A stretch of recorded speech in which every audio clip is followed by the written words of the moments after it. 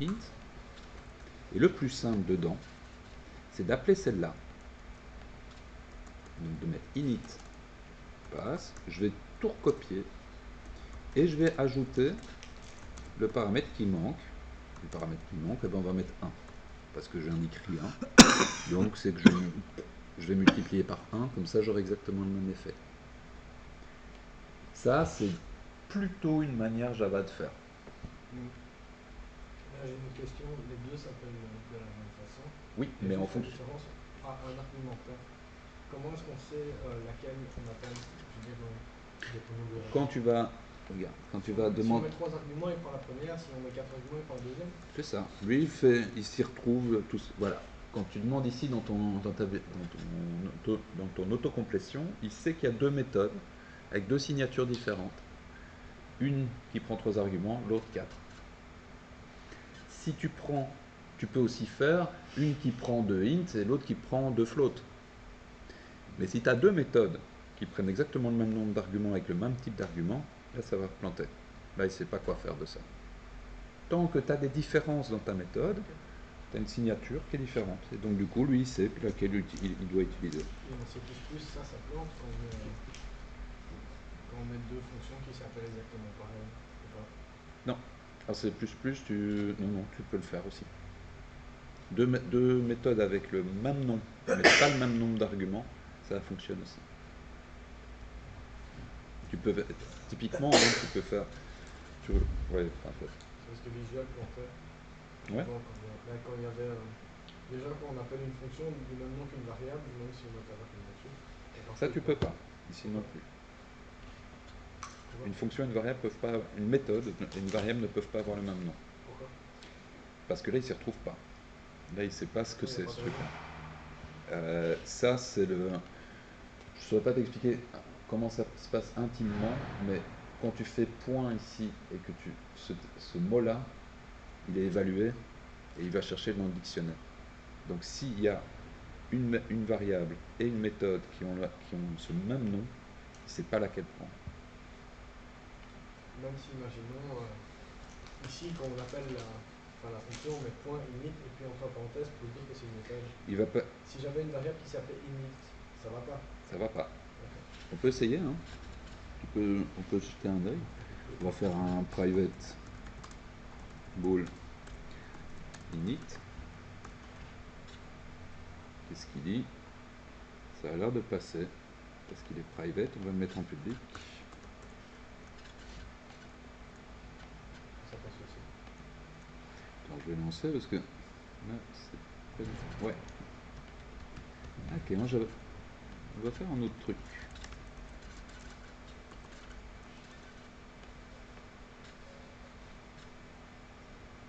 Pourquoi est-ce que vous avez mis un booléen? Ok, en Java tu peux. En C++ tu peux. Pourquoi est-ce que vous avez mis un booléen sur à quoi ça servait cette ligne-là? Ça c'est juste pour tester que de l'extérieur il s'y retrouve. Ah oui. Parce que là c'est à l'intérieur de S'il te plaît? Pourquoi mettre en. Ah oui, vous avez pris la variable qui est là-bas dessus et vous l'avez mis. Oui, je l'ai mis en public, donc je peux la modifier de l'extérieur, et donc je viens d'essayer ça. Donc bah en Java on peut. Ça marche. Soit. Bon, donc maintenant on va essayer de modifier la hauteur de notre terrain. Montrer où tu as mis Smult. Pardon. Oui. Où est-ce que tu as mis Smult dans le grand Java? Ici. Donc à l'endroit où on crée le point. Donc ça c'est bien le X et le Y, et là tu as le Z. Et c'est le Z que j'influence avec le Zmult.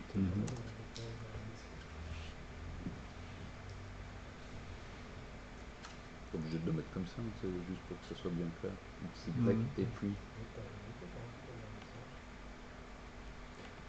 Je fais tourner ça. Et là, bah, j'ai bien un paysage qui est nettement plus plat.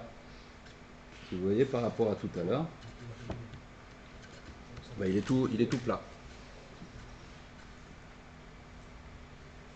Ça marche. Si je mets 10, ça va être n'importe quoi. Mais ça a marché aussi. Voilà. Ça va jusqu'à 2555. 2550, pardon. Ouais, je rajoute 5 comme ça. Gratuit. Alors, tout ça c'est très bien. Ça marche, quelle que soit la valeur que je mets dedans. Là, ici, j'ai mis 2. Bah, donc c'est plus haut, hein, c'est jusqu'à 200. J'ai mis 20. Un peu plus de 500. Je voudrais pouvoir faire ça avec ma souris. Je voudrais pouvoir modifier ce paramètre-là, parce que je ne sais pas comme ça au préalable qu'est-ce qui donne bien. Et donc je voudrais pouvoir le modifier pendant l'exécution du programme. Là, ici, je dois chaque fois arrêter le programme pour modifier ça. Je modifie la valeur, je reprends le programme, je relance le programme, hop, je vois la valeur qui a changé. Alors, il va y avoir un gros problème. Même si je peux le faire, il va y avoir un gros problème. Le gros problème qu'il y a ici dedans, c'est que je n'ai aucune idée quand je vais lui dire, au démarrage, je lui dis taille de 1. Donc les valeurs vont aller entre 0 et 255. Je veux modifier, je veux passer à la taille 2. Facile, je multiplie tout par 2. Maintenant, ça va de 0 à 510. 510. Ça va de 0 à 510. Je reviens à 0,5. Je divise tout par 1,5.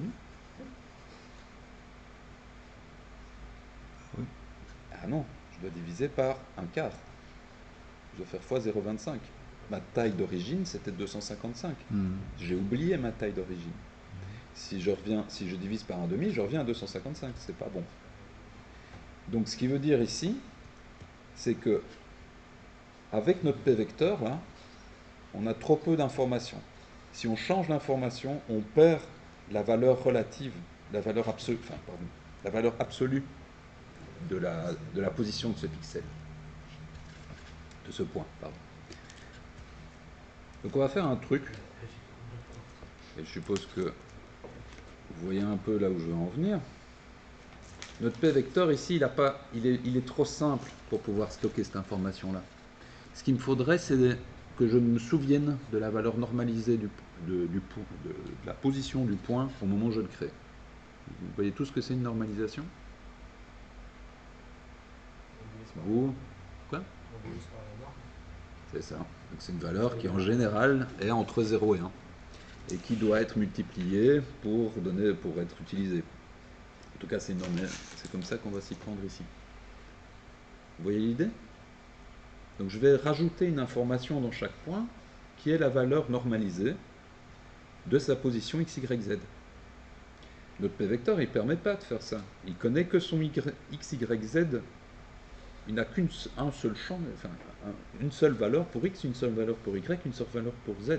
Nous, ce qu'il nous faudrait, c'est la valeur normalisée de x, y et z. Et après ça, calculer sa position pour le rendu. Donc il nous faudrait 6 valeurs. Il nous faudrait 3 qu'on va toujours conserver, qu'on ne va jamais modifier. Et 3, c'est là on peut faire ce qu'on veut avec, on peut changer la taille comme on veut. De toute façon, on pourra toujours retomber, parce qu'on n'a jamais modifié nos valeurs normalisées, on pourra toujours remultiplier par ces valeurs-là pour retrouver de nouvelles valeurs. Notre p-vecteur ne permettant pas de faire ça, c'est un objet de trop bas niveau, eh bien on va créer une nouvelle classe.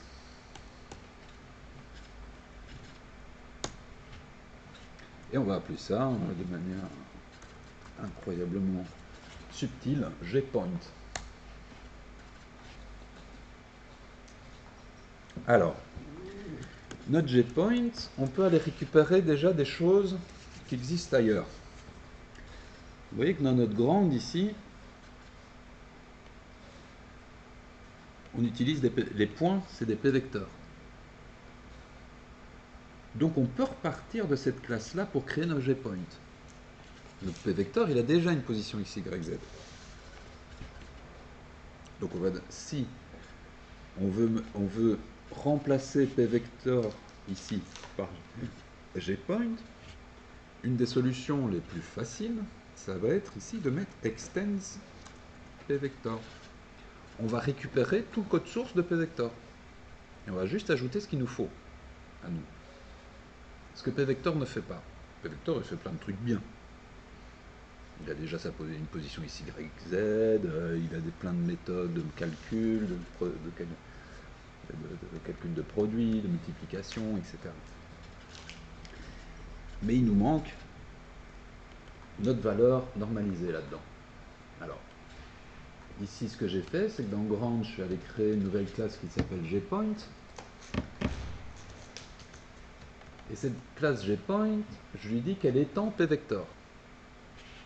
Alors, on a déjà utilisé ça, hein, l'extends là. On l'a déjà utilisé ici. Extends papplet. On récupère tout ce qu'il y a dans papplet. Dans gPoint, on va faire pareil.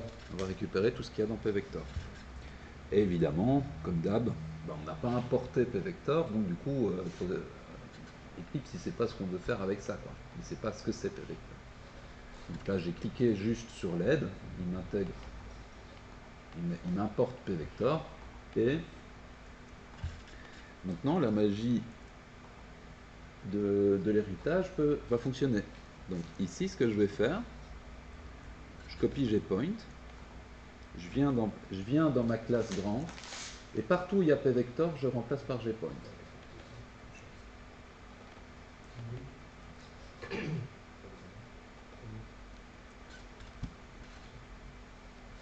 Alors ici, normalement,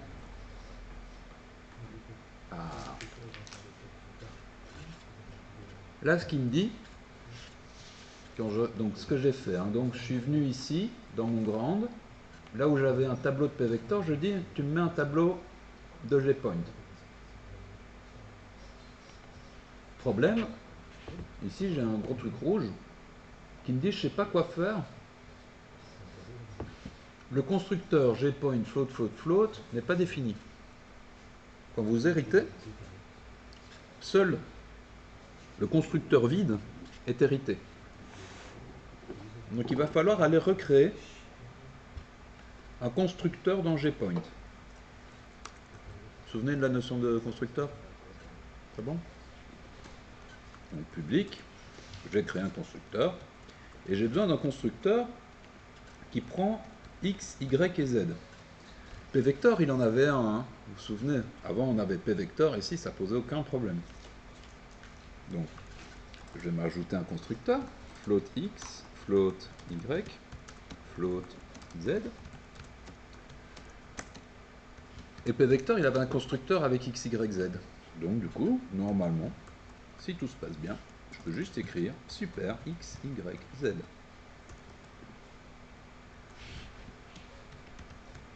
Ça se passe bien. Super, c'est quoi encore? Quoi? Super, c'est quoi encore? Super, c'est pour aller chercher le constructeur de pvector. C'est pour aller chercher quelque chose dans pvector. On l'avait appelé super. S'il te plaît? On l'avait appelé super. Ah non, super c'est un mot-clé. Impossible de faire quelque chose super en Java. Une variable Super, int parce qu'il super, va- ça va pas marcher. Parce qu'il va au niveau supérieur ou... Super, c'est comme public. Float, extends, package, import. Tout ce qui est en rouge, Ouais, vous ne pouvez pas utiliser ces mots-là. ouais. Non, d'accord, mais super, ça représente quoi? Super, c'est le constructeur à 3 paramètres. C'est, quand je l'appelle comme ça, puisque je mets super parenthèse ouvrante, c'est un constructeur qui doit exister dans pvector. Donc je vais dans pvector. Quelque part dans pvector, devrait y avoir un constructeur avec 3 arguments. Comment tu as fait pour ouvrir pvector? Alors, je me suis mis sur pvector ici, contrôle, clic. Et ça, super, on doit savoir ou... Super, ça marche partout. Dès que tu étends, regarde ici, tu te mets dans l'engine. Tu fais super point. Bref. Tu n'as pas besoin de le faire ici, puisque tout ce qu'il y a dans papplet, en général, il n'y a pas besoin de super pour l'utiliser.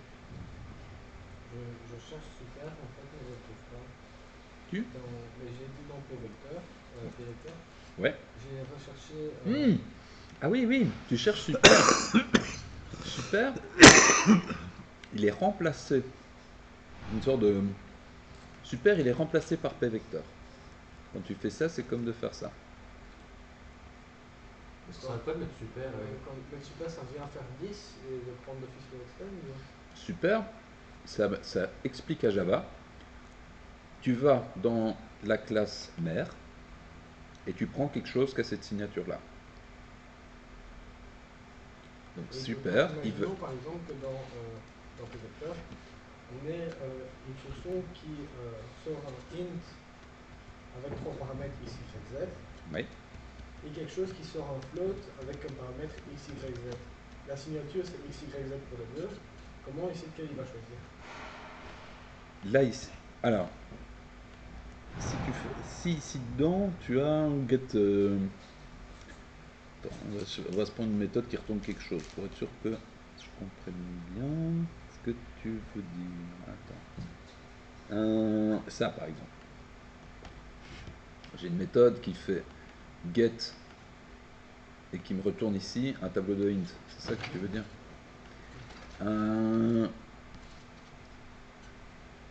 Ça m'étonnerait que ça passe à la compilation, que tu aies deux méthodes avec le même nom et un type de retour différent. Typiquement, ce que tu vas avoir, si tu as une autre méthode qui fait un get et qui retourne un tableau de int, c'est getInt. Ici, tu vas avoir ça à la place. Comme je t'ai dit, si tu as deux méthodes avec le même nom et les mêmes arguments, elles peuvent pas, tu ne peux pas avoir deux méthodes avec le même nom et les mêmes arguments. Même si la fonction retourne autre chose. La fonction, elle va retourner autre chose, mais alors il faut lui donner un autre nom. Parce que sinon, ça va être c'est la même ou pas. Tu vois l'idée? Donc, si tu fais une différence dans les arguments, il n'y a pas de problème. Tu peux avoir la même méthode, le même nom de méthode, avec différents arguments qui vont retourner différents trucs. Là, c'est vraiment des méthodes différentes. Si tu veux que la même méthode retourne plusieurs choses différentes, il faut lui donner un nom différent. Par exemple, là, je ne comprends pas la syntaxe après le public. Par exemple, en C++, on a par exemple, void s'il n'y a pas si la fonction ne va rien retourner. Oui. Et un integer ou un float ou n'importe quoi. Tu peux avoir une méthode. Mais par exemple, là, déjà la première ligne, vous pourriez me l'expliquer s'il vous plaît? Celle-ci? Ouais, celle-ci. Là au-dessus, c'est juste des commentaires. Hein. Donc public, ça veut dire que la méthode, tout le monde peut l'utiliser. Float, ça dit que ça retourne un tableau. Ça retourne un tableau, c'est un tableau de float. Et pour pouvoir utiliser ça, tu dois lui passer un tableau de float. Et si tu lis ici, donc si le target, si là-dedans tu mets rien, Java il remplit avec un nul, ou tu fais get nul. Moi c'est bon, j'ai compris. Et puis après ça, tu vois, il recopie. Moi c'est bon, j'ai compris. Alors ça, en C++, tu verras jamais un bazar si target length, parce qu'en C++, tu peux pas lire la taille d'un tableau comme tu veux. Donc en C++, tu auras ici un int s ou un int size qui t'indique combien d'éléments il y a dans ton target. Ça, c'est ce que tu vas retrouver en général en C++. En Java, vu que c'est un peu plus haut niveau, tu peux demander la longueur du tableau. Et on peut retourner un tableau, parce que je pense pas qu'on peut faire ça en C++. On peut faire ça en C++, il faut faire un peu plus gaffe à ce que tu fais. On peut retourner un tableau complet dans une fonction? Il faudrait que je vérifie, mais je pense. Je pense que tu peux faire ça. En tout cas, un tableau de points. Je pense pas qu'on peut retourner plusieurs. On peut retourner une seule valeur et retourner un tableau, c'est retourner plusieurs valeurs. Je suis pas certain qu'on Faudrait que je vérifie. En tout cas, ici, tu peux. Puisque c'est pas toi qui gère la mémoire. Ah non, ok, c'est bon. Ok, c'est bon, j'ai saisi la syntaxe. Non, c'est juste que je comprends pas. Pas de problème. Mais pour le super, c'est bon, tout le monde là? Tout le monde sait quoi? Normalement, si vous avez bien adapté votre code, si vous avez bien changé gPoint ici, vous faites tourner ça, ça fait exactement la même chose. Donc là, je sais que j'ai bien étendu pvector. Je peux utiliser mon gPoint comme un pvector. On évoque du feu. X et Y sont toujours disponibles, etc. Vous avez modifié quoi dans le code pour pouvoir utiliser, J'ai juste ajouté ça. Un constructeur. Ah non, ça je suis d'accord, mais vous avez tapé, vous avez utilisé. Ah, ici dedans, j'ai juste modifié donc dans ma classe grande, mes points, c'est plus des p-vectors, c'est des gpoints. Et tu as remplacé Alors après, P-vector à d'autres endroits par GPoint. ah oui, après ça il râle. Hein. Après ça, si on change ça et que vous sauvez, je vais remettre comme c'était. Juste une seconde. Hein.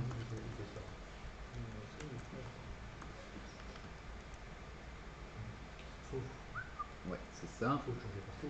Une fois que vous avez fait ça, vous sauvez et votre compilateur il vous dit directement n'importe quoi, mec. Mhm. Là, tu essayes de mettre un p-vector dans un gpoint. C'est ce qu'il me disait. Eh ben, il faut mettre un gpoint. Faut les juger. Et quand vous mettez ça, si vous n'avez pas créé le constructeur avec les trois arguments, ça n'existe pas dans gpoint, donc il faut aller le créer.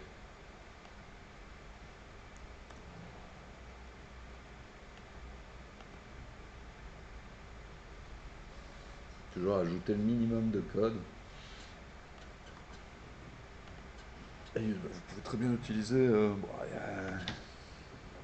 quand vous démarrez, vous pouvez très bien utiliser les erreurs pour essayer de construire correctement votre code et de réfléchir à chaque erreur où est-ce que vous devriez placer le morceau de code pour régler le problème. Typiquement, si on a de ceux qui ont déjà fait un peu de casting, qui savent ce que c'est le casting, dynamic casting, vous pouvez faire ça. C'est pas terrible ça. Pourquoi? Bah, j'ai créé un nouveau p-vector, mais je le caste après en gpoint. Ça marche, mais c'est pas très propre. Pourquoi? Parce que je vais devoir aller faire d'autres trucs dans mon constructeur. Et mon constructeur, je vais devoir le faire évoluer, etc. Ça, on utilise ça quand l'idée de ça, c'est quand vous devez utiliser du casting quand vous avez une liste d'objets indéfinis. Vous ne savez pas très bien ce qu'il y a dans cette liste.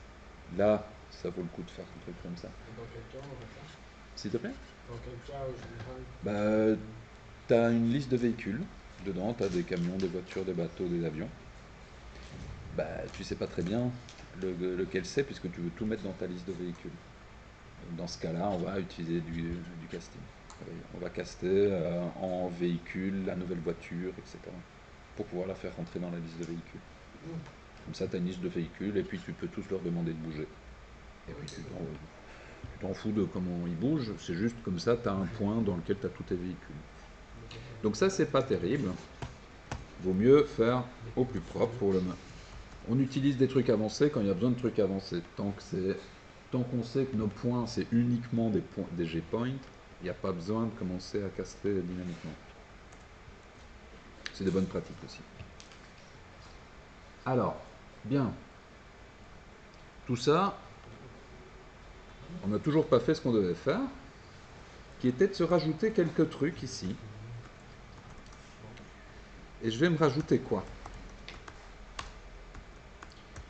Dans mon p-vector, je peux très bien créer un nouveau p-vector. Il n'y a aucun problème avec ça. Dans mon gpoint, je vais créer un p-vector que je vais appeler norme et qui est privé. Lui, je ne peux pas y toucher de l'extérieur.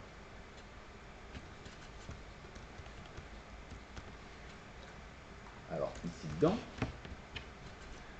quand je crée mon gpoint, je dois créer mon norme. Parce que là, ici, il n'est pas encore créé en mémoire. Hein. Il y a juste une indication comme quoi ça va être ça. Et voilà. C'est fait. J'ai un vecteur, donc j'ai un endroit dans mon gpoint pour ranger mes données normalisées. Il faudrait encore que je les mette, ces données normalisées, quelque part. Et c'est pour ça que je vous ai dit qu'on allait se créer un constructeur. Parce que ces données normalisées, pour aller plus vite, au démarrage, on donne les deux valeurs. Et je vais ajouter, on donne toutes les valeurs de normalisées et les valeurs absolues. Je vais aller rajouter, quand je crée mon objet, je vais devoir obligatoirement lui donner les valeurs normalisées que lui va pouvoir stocker. Après ça, j'ai plus aucune idée de comment je vais pouvoir normaliser. J'ai plus aucune idée des données absolues. Donc, je fais ça. Donc, je crée mon GPoint au bon endroit, dans la scène 3D, et je donne les valeurs normalisées même. Bien. Bon.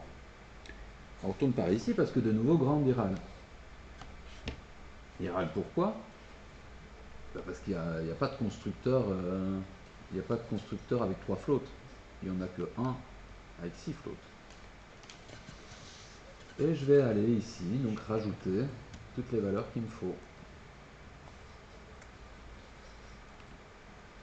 X, donc je vais devoir rajouter, donc je vais me faire un truc au-dessus. Pour que ça soit plus clair, vous pouvez le faire x égale, donc on va faire px, pardon, égale x. Donc le x du point est égal au x, le y du point est égal à y, et le z du point est égal à parent.ref. Vous pouvez directement faire fois mult. On va pour le non, pas directement, pardon, ici, là. Donc là, je range les valeurs absolues de mon point. Avec ça, je vais devoir créer les valeurs normalisées. Donc les valeurs normalisées, c'est des valeurs qui vont entre 0 et 1 en float. Je vais directement les ajouter ici. Vous allez voir que juste en faisant ça, ça va devenir déjà un petit peu plus propre. Donc ça, c'est les valeurs absolues. Maintenant, les valeurs normalisées. Comment je vais normaliser ce bazar-là? Comment je vais faire pour ramener x, y et z entre 0 et 1?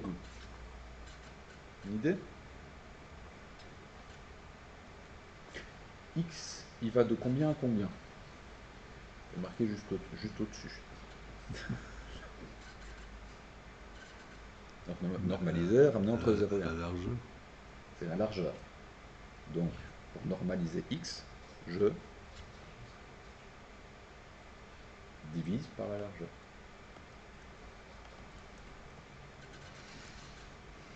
Comme ça, la valeur que je vais ranger ici dedans, elle va aller de 0 à 1. Pas plus loin.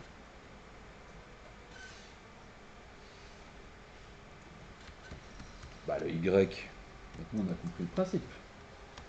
Le y, eh ben, on va le normaliser avec la hauteur de l'image. Il reste mon z. Alors je normalise comment mon z pour qu'il aille de 0 à 1?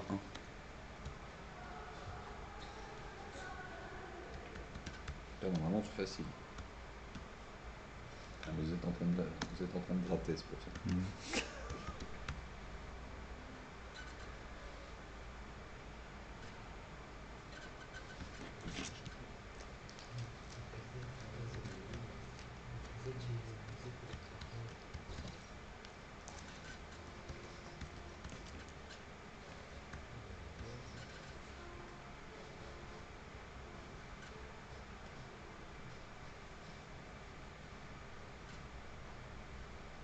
Ça a l'air fort compliqué comme ça, mais une fois qu'on a l'habitude, ça va tout seul. Ou beaucoup de trucs à faire. On n'en doute pas à ce instant. Quoi? On n'en doute pas à ce instant. C'est juste je range les valeurs en enlevant toute la référence à l'image de base. Dans le Z, je le divise par quoi? D'être la couleur maximum. Donc, 250. voilà. Berlef. C'est fait. À partir de maintenant, si je veux changer la hauteur de ma grille, je dois juste recalculer le nouveau Z en utilisant le Z normalisé. Je vais vous montrer ça tout de suite. Je vais tourner ça, normalement, de nouveau, il ne se passe rien du tout, à part que Zmult on n'utilise plus. Ça fait exactement la même chose. Hein. Gpoint, c'est toujours un P vecteur en dessous, il a toujours le même fonctionnement. Maintenant, ici, quand je dessine, avant de dessiner, je veux, en bougeant ma souris, faire monter la taille de mon terrain. Faire modifier la taille de mon terrain. Donc, il me faudrait une méthode ici qui est grande.setHeight, par exemple. Et là, dedans, je mets mouse x. N'importe quoi, mais bon. C'est ici que je dois le faire. Quand je bouge ma souris, à gauche de là à là, comme ça, je veux que mon terrain il change de taille. Alors, la méthode setHeight ici n'existe pas. Donc je vais aller dans grande, l'ajouter.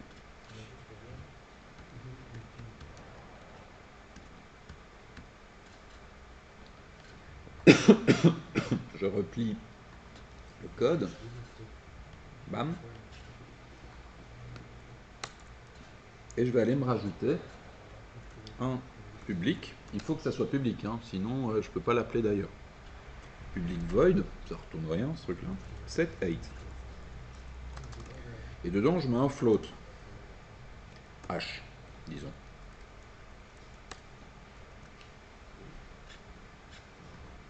Alors, pour changer la hauteur de mes points, il va falloir que je passe à travers tous mes points. Je vous laisserai un peu de temps pour recopier après, hein, c'est juste important de bien suivre ici. Donc je dois passer à travers tous mes points. Donc pour passer à travers tous mes points, je fais un truc comme ça. Il y a plus court, mais au moins ça c'est clair. Là je passe à travers tous mes points. Et qu'est-ce que je vais aller demander? Alors soit je peux aller rechercher dans Gpoint la valeur de norme Z, et puis mettre ça dans Z, etc. Mais l'endroit le mieux pour faire ça, ça serait quand même demander au Gpoint, remets-toi, recalcule ton Z toi-même. Donc, ici, moi ce que je voudrais faire, pardon, je reviens là, c'est point I, 7Z,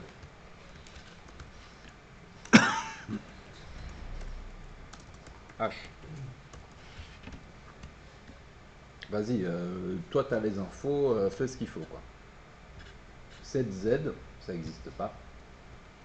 Donc je reviens dans mon Gpoint et je me crée un nouveau public void, ça ne retrouve rien ce truc là, 7Z float H, disons. Je l'appelle exprès comme ça rend les choses un peu plus simples. Et ici je dois faire quoi? Alors mon point, mon Gpoint, c'est un P vecteur. Donc il a son X, son Y et son Z à lui. Donc je peux écrire Z égale, c'est égal à quoi le nouveau Z? C'est égal au norme.z fois H.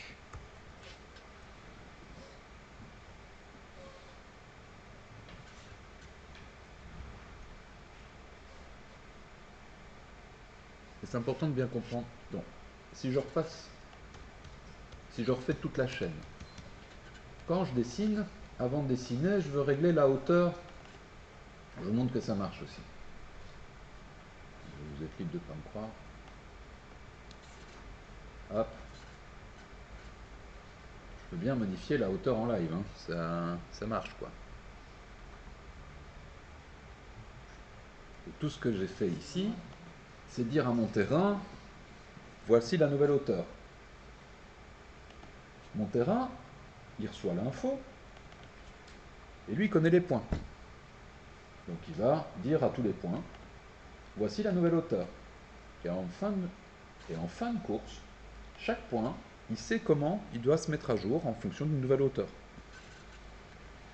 Et là, cette pensée-là, c'est typiquement de l'orienté objet.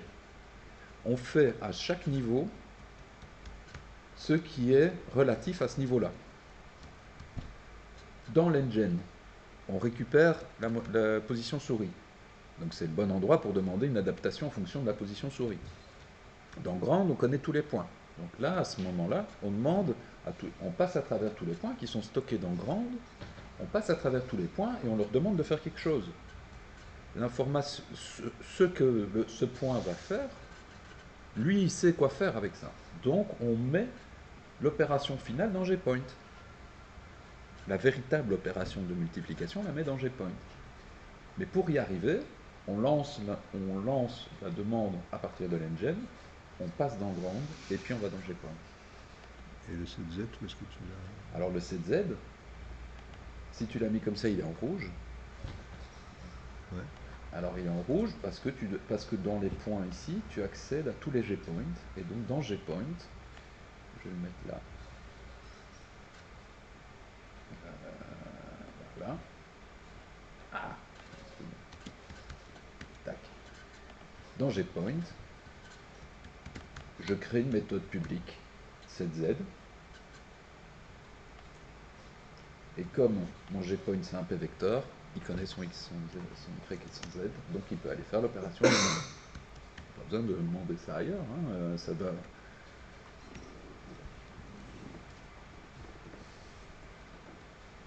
Vu la simplicité de l'opération, on pourrait mettre ça ailleurs.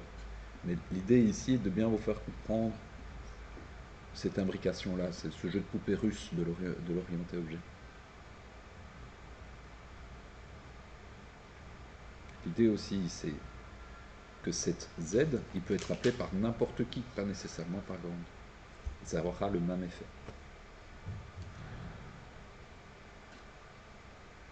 On peut directement appeler la fonction 7Z dans l'engine. Non, parce que les points sont en privé. Tu vois? Les points ici sont en privé. Ah ouais. Donc il n'y a pas accès.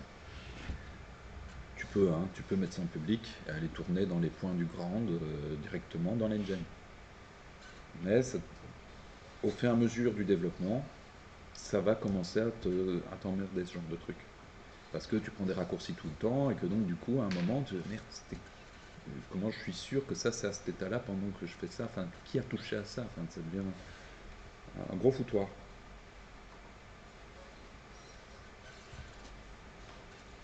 On cloisonne. Oui. Ah, qu'est-ce qu'elles disent? Tu peux remonter le grand. Oui, le Grand. Où ça? Dans le constructeur, dans Linux. En fait, j'ai une erreur dans. J'arrive. Hein. Je fais d'abord plus. Pour multiplier une OGP. Ouais, parce que tu as laissé la dernière ligne.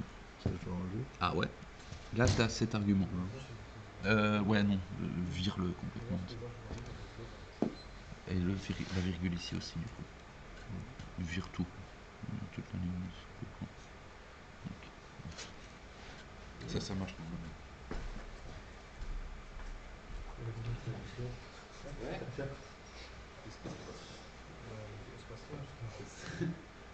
La fois au bout d'un, c'est ça. Alors, attends. Qu'est-ce qu'il dit là?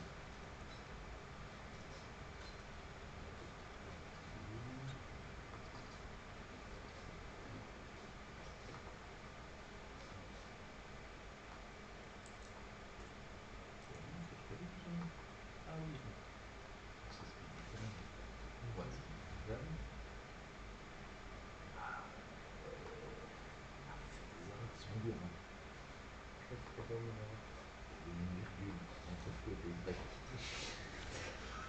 J'ai regardé là.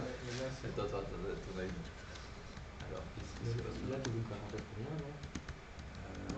Non, c'est bon. Par contre, c'est celle-là. En fait, tu as mis ta méthode, CZ en dehors de ta classe. Donc c'est faisable, mais ça veut dire quelque chose de très spécial. Donc,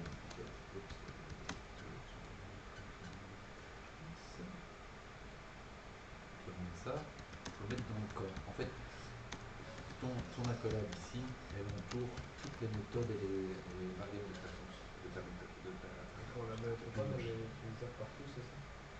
Ça vient du.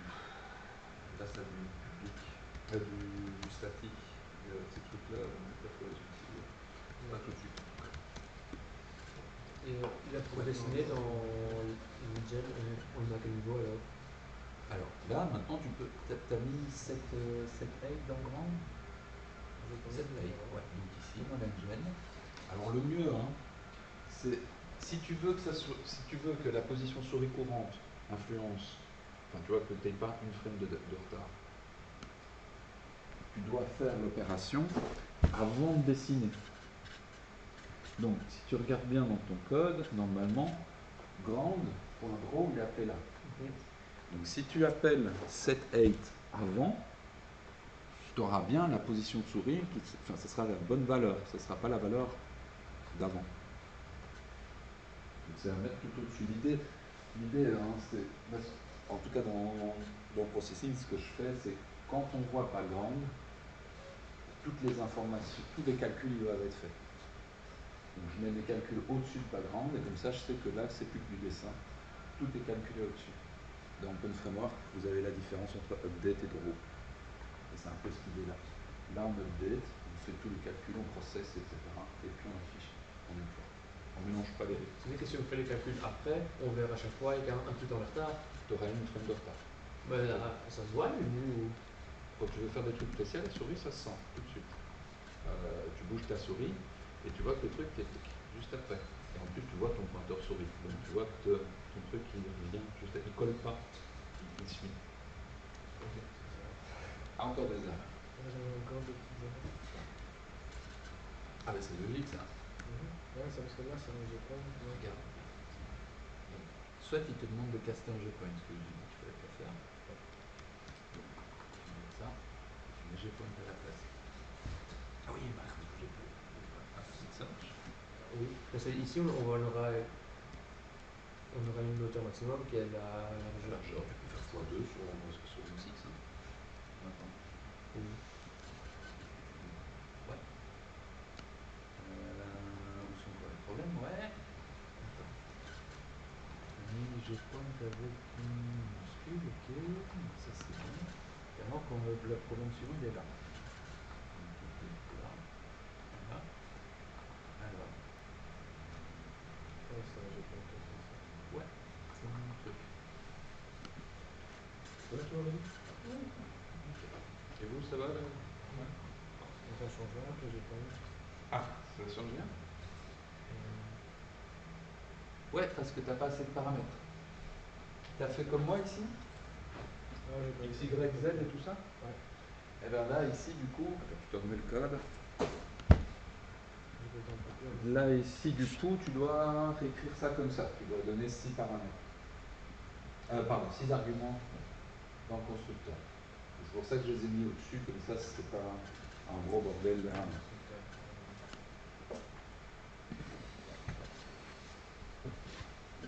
Ah zut, j'ai pas regardé le chat.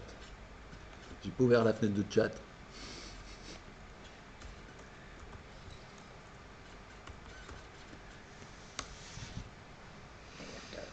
Les gens vont s'emmerder tout ça. J'espère que pas. Spuf.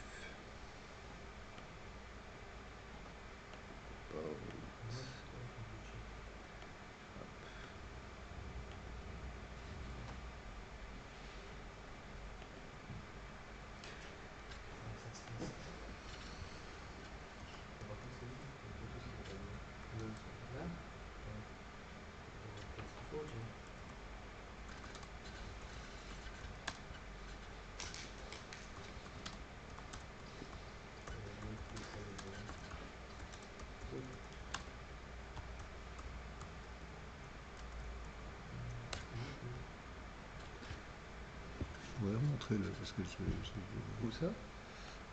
tout à fait en haut dans le Landgen, parce que Tout à fait en haut. le truc qui... Ouais, c'est ça. Ah, Ouais. Et parce que c'est des trucs qui datent de la fois passée, je ne savais pas noter. Le truc qui fait que ça fait en pause ou pas. ah, pause. Ouais. Ce truc-là? Tu l'as ou tu l'as pas? Non, je sais pas le pause en fait. Il est où? Le Il est pause, défini. en fait, il est déclaré là au-dessus. Private boolean pause. Il est mis à false au setup. Mhm. Et puis après ça, si pas pause, alors tu fais tourner.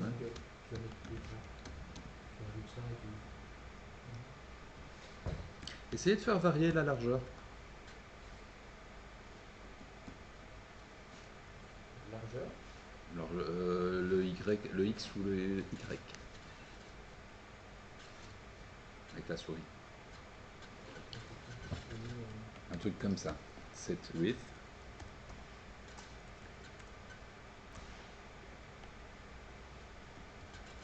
Set height. Juste essayer. Faut ajouter le truc à plusieurs endroits.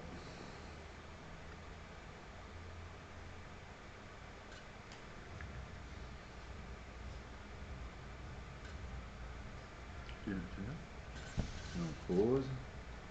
Ouais, C'est mais au-dessus, ça. c'est là. Ouais. Où est-ce que tu le définis à false, à setup? Setup, là en setup.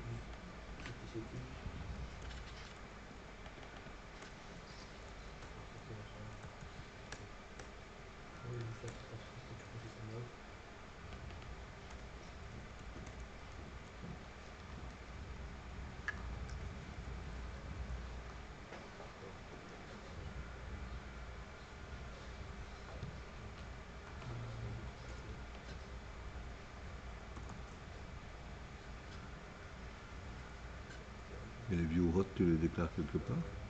Viewrot, il est déclaré au-dessus. Avec le pause. Ah oui, oui, oui, Ah oui, d'accord. c'est pas cadeau, quoi. Hein, c'est... faut le vouloir.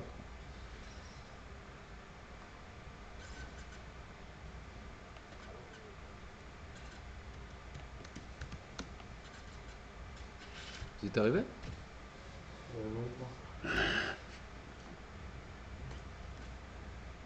Set width et set height.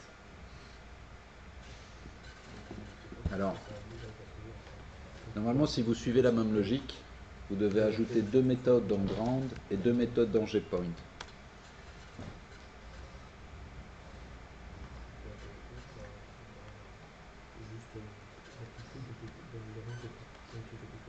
Ça marche pas, hein. Ça ne va pas marcher tout seul, il faut aller ajouter tout le code qu'il faut. Ah oui, oui. Et donc le viewrot ici, mais pause, il va jamais de pause. Donc tu dois aller rajouter un. Alors là, c'est vraiment fait à la rude. Hein. C'est void qui presse, le pause est égal à pas pause. Et pouf. Alors, je vais vite poster l'état du. Pour ceux qui suivent en ligne, je vais vite mettre. Ah pardon, cette 8 ça existe déjà, c'est cette depth. Enfin, soit.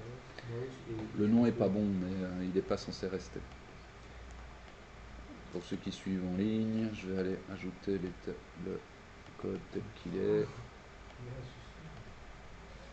Add. Classe GPoint. Stockage. Info.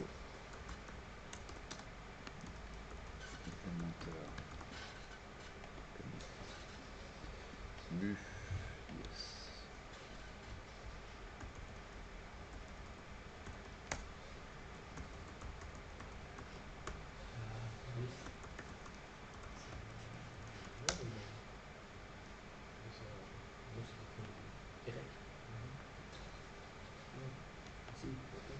Well, vous êtes arrivé au moins à faire varier une des d'autres.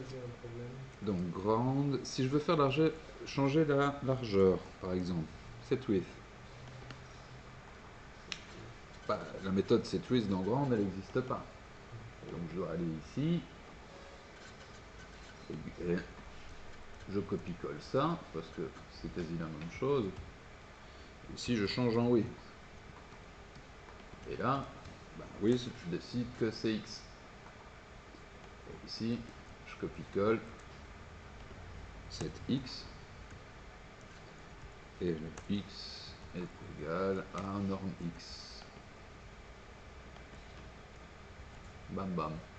Pépé.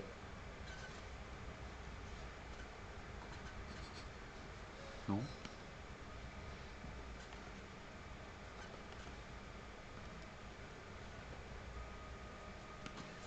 Hop. J'ai un souci, il s'exécute mais pas correctement. Ah.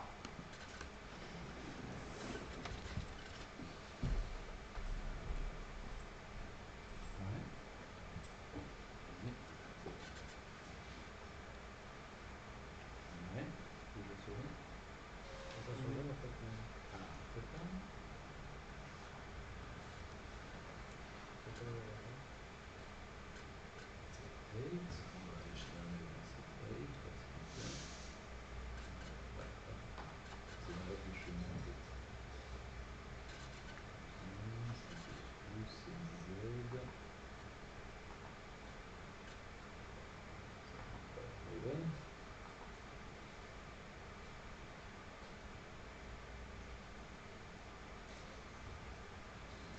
Alors que tu ne perds pas la position soumise. Je vais descendre là.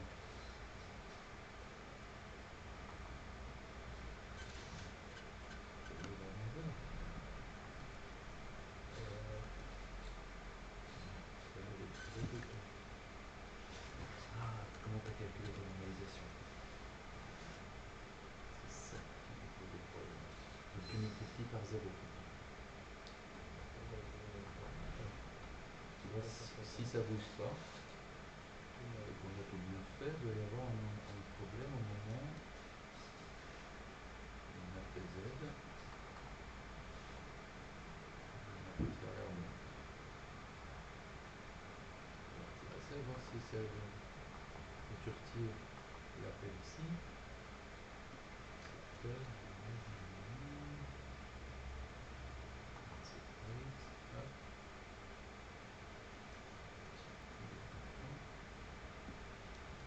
c'est bon. Tu as vérifié ça? Ouais, ça c'est bon. Donc, quand on fait cette taille, ça change les deux? Ouais, nickel. Ah ouais! Ah ouais! Alors, norme X, Y et Z ne passent pas magiquement de norme. C'est quoi, c'est encore un G-point qui se... Non, non, c'est juste que quand tu crées ton norme, Ouais. il faut lui dire c'est quoi les valeurs. Donc, Donc tu dois mettre norme X, norme Y, norme Z. C'est bon pour toi? Ah, tu veux un peu ce que tu as fait?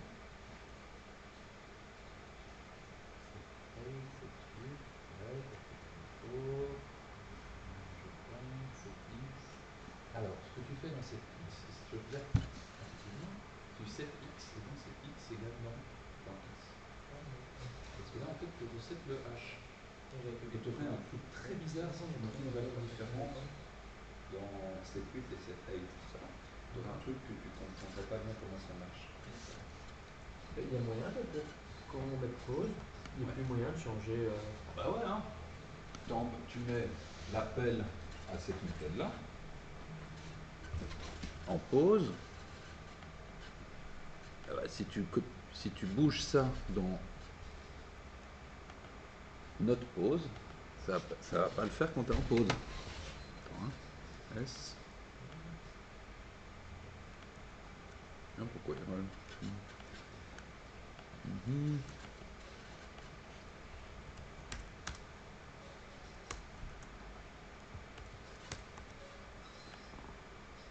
Tam, tam, tam. Voilà.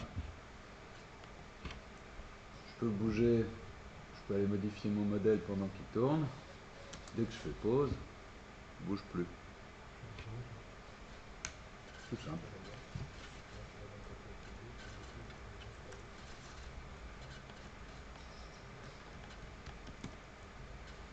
Moi, je ferais le contraire. Comme ça, il continue à bouger. Et quand je l'arrête, c'est pour le modifier. Donc là, je le regarde. Il est joli. Mais non, il est pas comme je veux. Il soit plus comme ça. Voilà.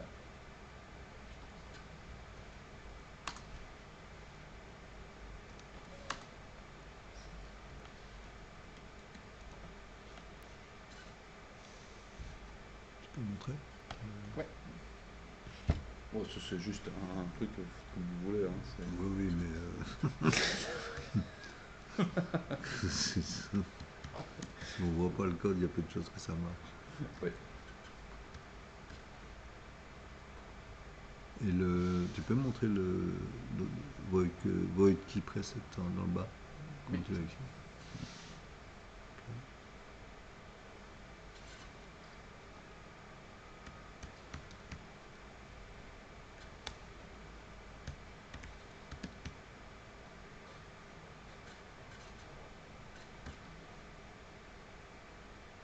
Vous vous souvenez que la semaine dernière, je vous ai demandé si vous saviez ce que c'était les coordonnées UV? Non? L'UV. Je ne sais pas pourquoi c'est, ce que ça veut dire U et V. Je ne sais même pas si ça veut dire quelque chose. Mais les coordonnées UV, ça sert à faire du texturage. Ça permet de se souvenir de quelle est la position dans l'image du point courant. Et comme on a maintenant une classe qui s'appelle GPoint, on va pouvoir aller mettre dedans tout ce qu'on veut, dont notamment les coordonnées UV de chaque point. Ça voudra dire ça, que quand je vais stocker les coordonnées UV, je vais pouvoir aller dessiner la face en allant rechercher le morceau d'image qui lui correspond. C'est pas quelque chose qu'on va faire au niveau des points, hein, l'affichage, c'est au niveau des faces que ça se passe. Quand on va dessiner les faces, on va prendre en compte les coordonnées UV de chaque point. Et c'est au niveau des points qu'on va les stocker. On y va? Moi j'ai plus rien parce que depuis que j'ai essayé de mettre les rotates et la pause et tout ça, j'ai plus rien qui s'affiche. Attends, tu peux faire un truc comme ça, tu peux aller le...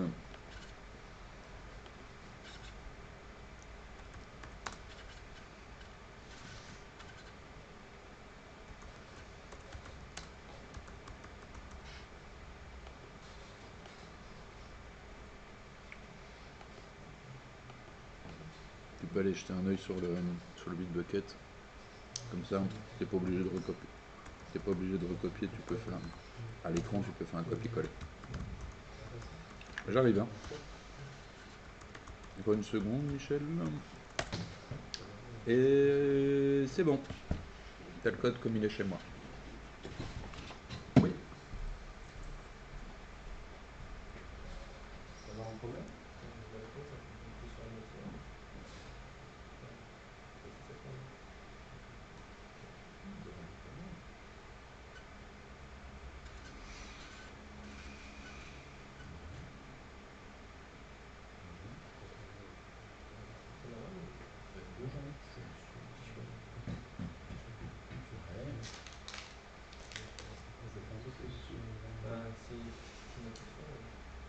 Non, c'est pas une impression. Là, tu as fait. C'est quoi qui t'intéresse? C'est le. Mais la hauteur, c'est TMF fort. Non, arrête. Ah oui, c'était là. Alors, celui qui pose comment s'écrit? Là. On va peut-être bien, on va vérifier que c'est bien. C'était pas écrit en fait.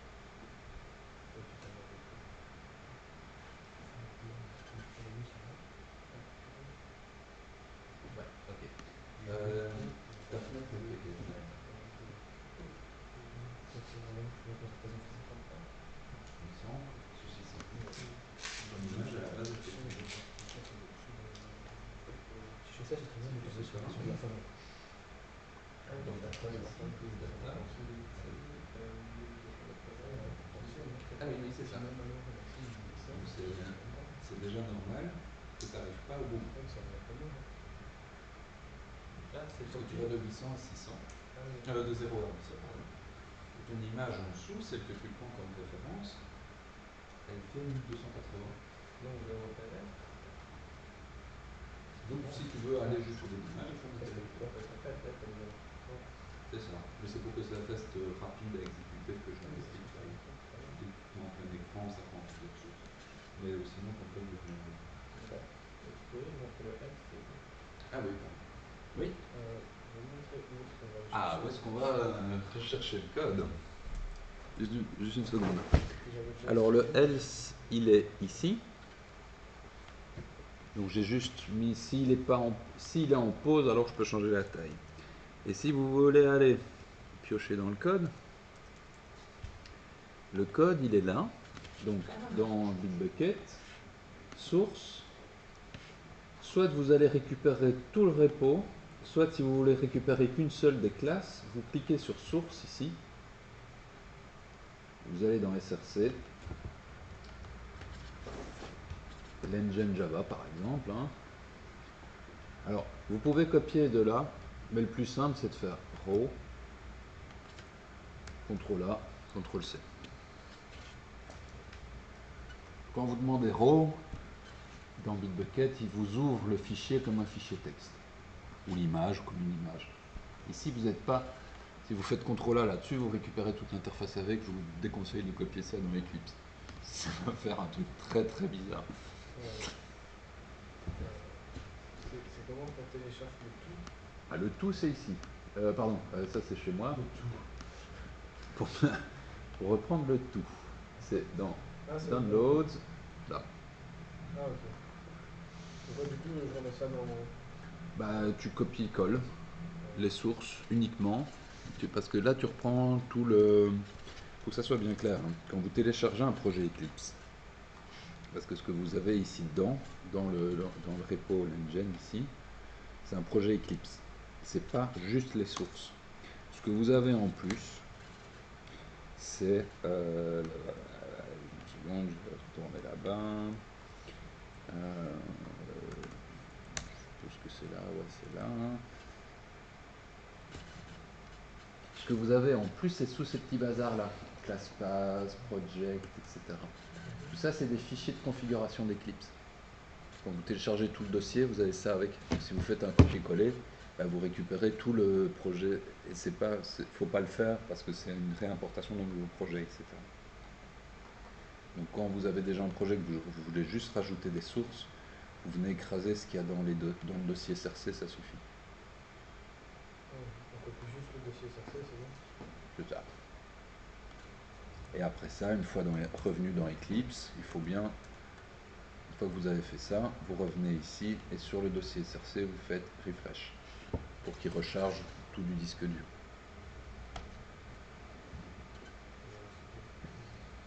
Ça devrait fonctionner.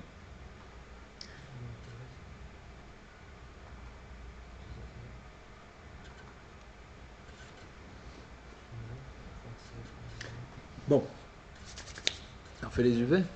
On va faire un petit peu de texturage parce que jusqu'ici on affiche des.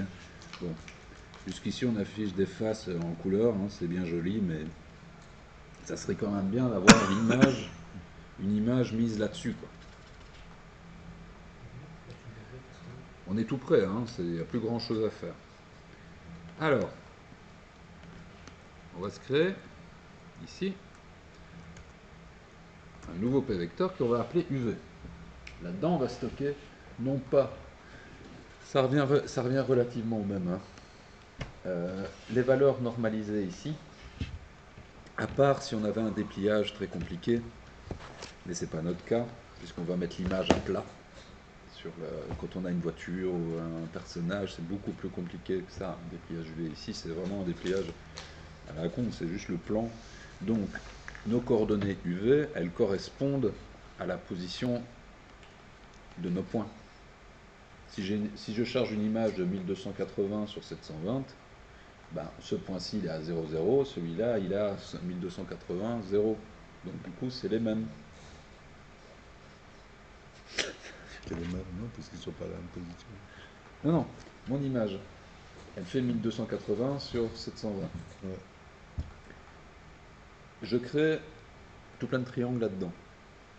Et je dois aller me souvenir d'où se trouvent les pixels dans cette image. Donc du coup, pour le point qui est ici au bord, la référence dans le monde de l'image, puisque là, notre point qu'on crée ici, il est créé en 3D, c'est plus le même point. Ça ne correspond pas à mon image, c'est un point 3D. Ce point-là, ses références dans le monde de texture, c'est 0, 0. Là, c'est 1280, 0, etc. Donc finalement, c'est les mêmes que les normalisés. C'est pas toujours le cas. Dans ce cas-ci, ça l'est. Ça rend la chose plus facile. Oui. Une fois que j'ai téléchargé, j'ai remplacé le dossier, j'ai refresh, mais. Là, quand je Et tout a explosé, c'est ça? Non, ça n'a pas encore explosé, mais. Ah, attends. Bam. Alors, c'est pas... Ah. Ouais. T'as déjà fait 3D juste avant? le 3D, c'est dans le budget. Ah ouais, tu l'as pas. C'est pire. Oui, c'est du testeur. On va tester ici et ça va marcher. Il sort jamais du setup parce qu'il crache en plein milieu. C'est pour ça que tu as une fenêtre blanche. Non, c'est pas vrai. Là. J'ai cru que c'était ta machine qui avait fait ce bruit-là, c'était impressionnant. Bon, alors nos coordonnées UV, eh ben, quand on charge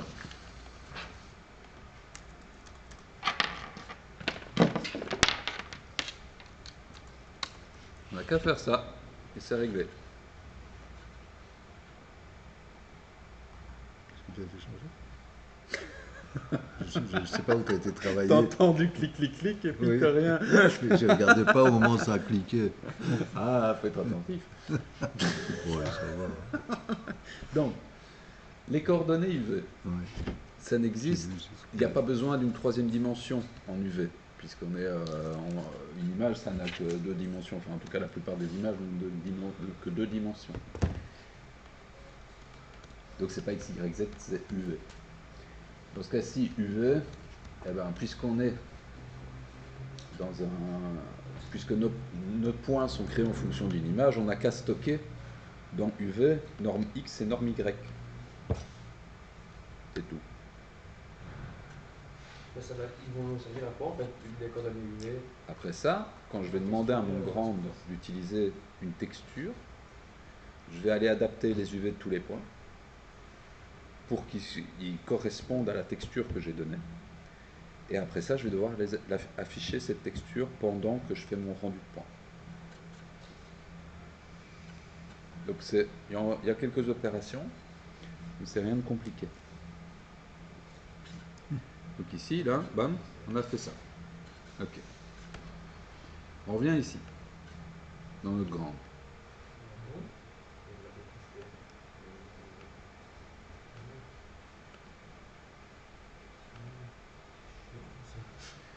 Ici, on va essayer de retrouver là où on a créé les triangles. Donc il faut retourner dans grande et aller identifier l'endroit où on a créé les triangles. C'est là. On affiche les triangles, pardon. Pas on les a créés ou on les affiche. Parce que là, quand on donne notre vertex, il va falloir donner les coordonnées texture. Alors, il va falloir que j'aille retirer les coordonnées texture. Alors, pour ça, première chose, c'est à savoir comment on fait pour indiquer à Processing que pour chaque vertex, il doit utiliser des coordonnées texture différentes. Alors pour ça, je vais devoir aller regarder dans mon anti-sèche, parce que je ne connais pas ça par cœur. Ça se retrouve facilement, hein, mais je pense que ça devrait être ici.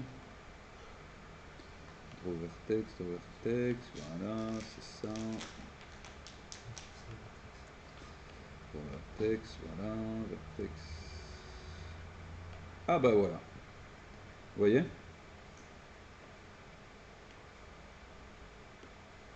pour utiliser les coordonnées UV dans Processing, c'est relativement simple. Je croyais que ça allait être beaucoup plus compliqué que ça. Il suffit de dire X, Y, Z et puis la coordonnée U et V. Hop. Donc rien de compliqué à faire, à part que ici, il faut que je mette donc pour le point 1 de ma face, point U. Et il n'y a pas U. C'est ennuyant, hein. Là j'ai besoin de U. Et là j'ai besoin de V. Alors, il y a plusieurs manières de s'y prendre pour ce puzzle. Et là c'est plutôt une question de design. Là, pour le moment, dans mes G-Points, j'ai mis un P-vecteur UV. Mais je remarque que quand je vais utiliser réellement mon code, quand je veux accéder à UV, bah, ce que j'ai à côté, c'est X, Y, Z, U et V. Alors, soit je fais un getUV.x, mais ça va être compliqué, quoi. Soit je modifie ici, et je mets float U et public float V. Comme ça, ça fonctionne, c'est juste une extension de PVector, ça fonctionne un peu pareil. Là, normalement, si je sauve ça, bah là, c'est bon. Ah, c'est pas encore bon. U égale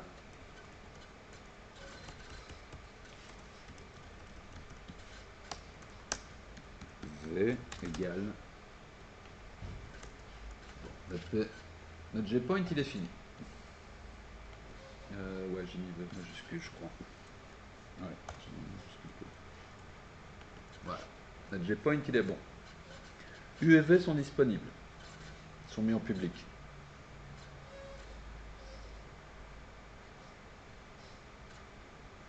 Par contre, dans grande, le beau sauver, pour tout ce que je veux, ça marche pas.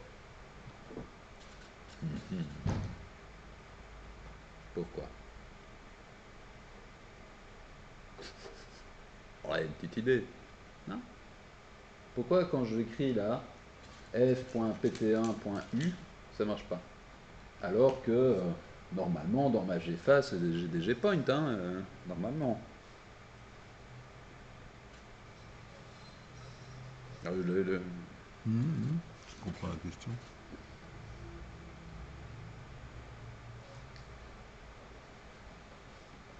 On a déclaré le point U et point V. Quoi? Non, il y a pas qui est juste à droite.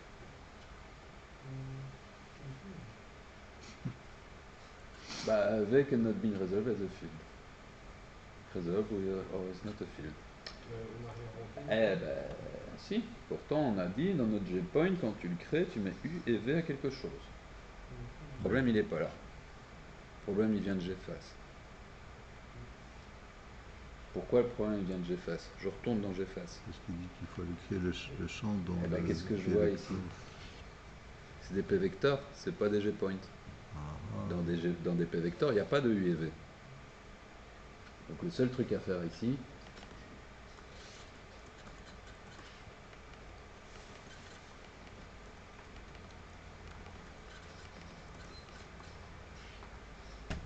et ça c'est ce qui s'est passé là. Jusqu'ici on n'avait rien vu, parce que notre Gpoint hérite de P-vecteur, donc ça marchait jusqu'ici, ça posait pas de problème. Alors ici par contre, eh ben, de nouveau, j'ai des P-vecteurs qui traînent. Avant ça, ce que je faisais là, c'est que je disais P-vector top left est égal au point quelque part. Dans les points, j'ai des Gpoints. Mais vu que mon Gpoint, il est en P-vecteur, je peux très bien dire P-vector top left égale un Gpoint.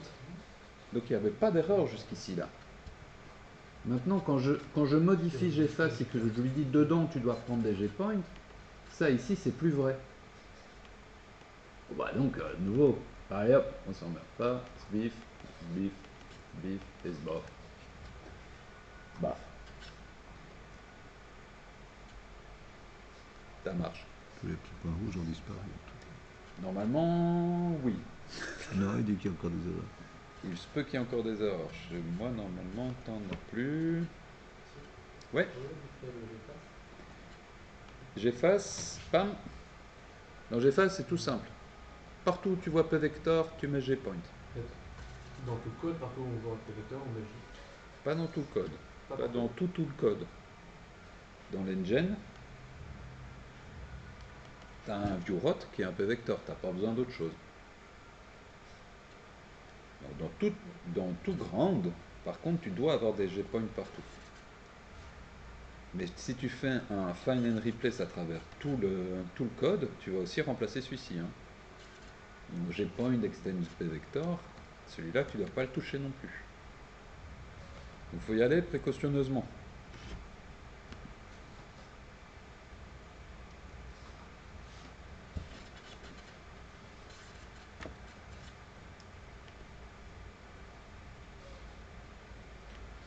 Et une fois que tout ça est fait, c'est plus très difficile. Tout ce qu'il suffit de faire, c'est de copier tout ça. Pof, pof, pof.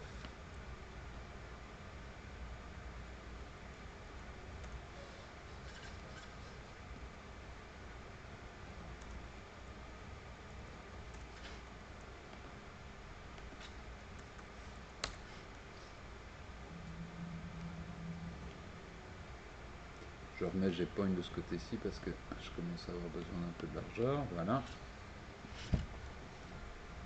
Voilà, c'est bon. J'ai mis mon U et mon V dans mes vertex.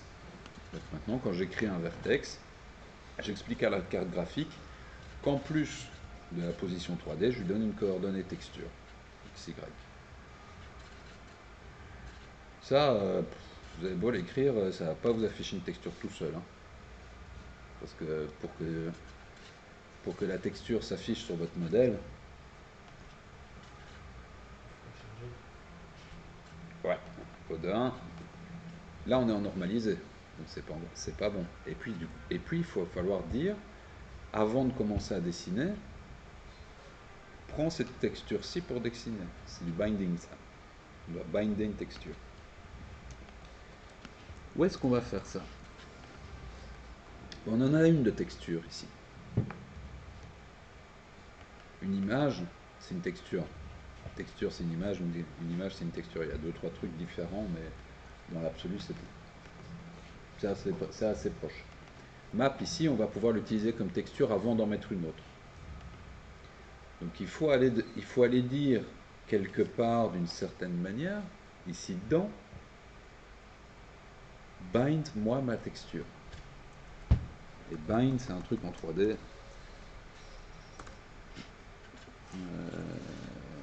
Là, il faut que je regarde. Begin step, juste une seconde, je cherche mon bind texture. Image.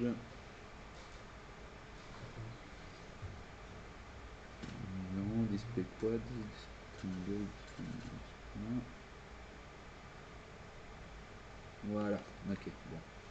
C'est plus simple que ce que je pensais. De nouveau, texture. Et là, donc je demande à mon parent, charge-moi une texture. Et je dois lui dire quelle texture.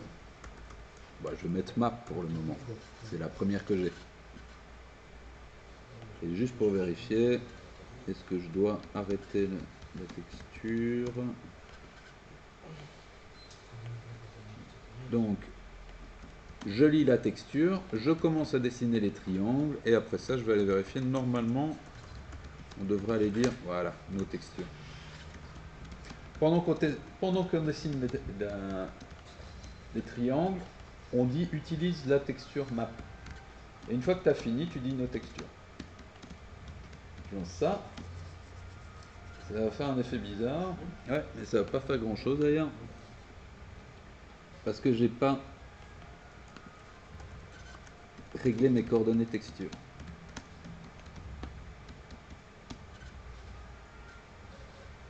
Mes coordonnées texture, elles vont de 0 à 1. Et mon image, elle va de 0 à 1280. Donc ce que je vais faire temporairement, juste pour vérifier, c'est que je vais multiplier tout ça par la taille de ma texture. C'est lourd, mais ça devrait marcher. Ça ne marche pas. Seconde. Texture. Stroke. Normalement ça devrait. Vous avez essayé ça? Chez vous ça marche pas non plus? Ou ça marche?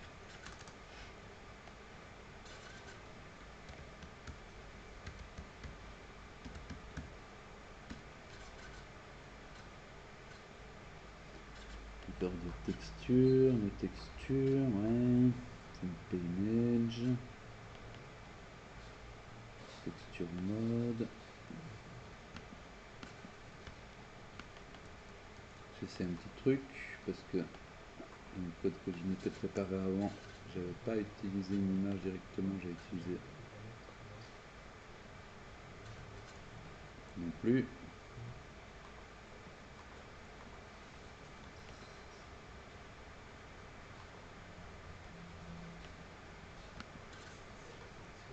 Vous y êtes arrivé ou pas?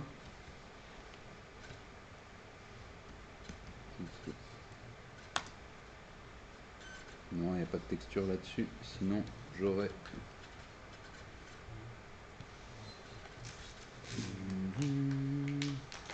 Map c'est le pixel, ouais. Je vais vite essayer un petit quelque chose que je pense va arranger l'affaire.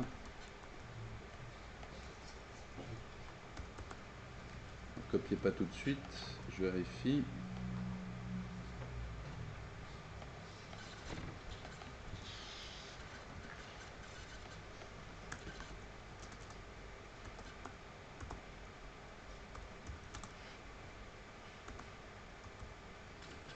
Évidemment, ça n'existe pas ici, c'est dans le terrain. Ce que je vais essayer, puisque je n'arrive pas à utiliser une image directement, c'est que je vais aller créer une nouvelle image et je vais recopier cette image là dedans. Mais seulement je vais utiliser un pGraphics comme je l'ai fait de l'autre côté. Et dedans,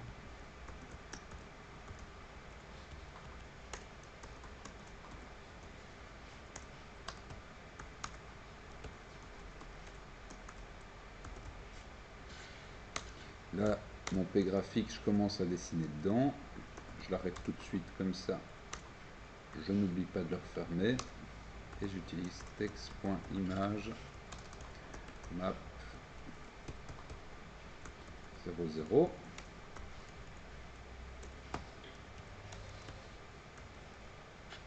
Je vais aller essayer ça.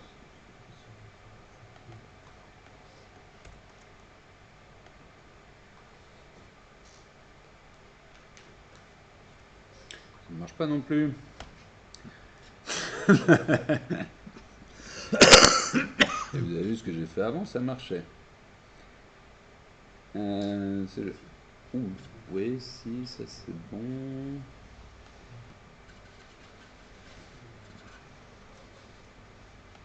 Ça.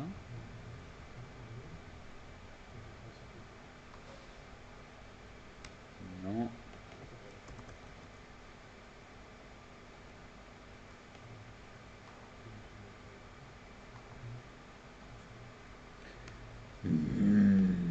Ça c'est pas cool.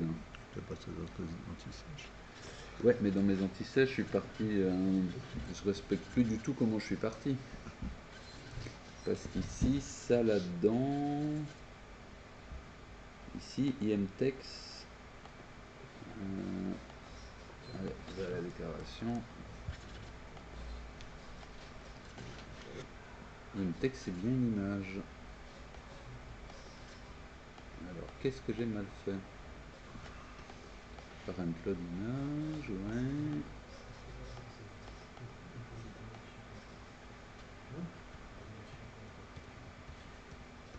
Ah, pardon. Mille excuses. Oups. Hop. Hop. Hop.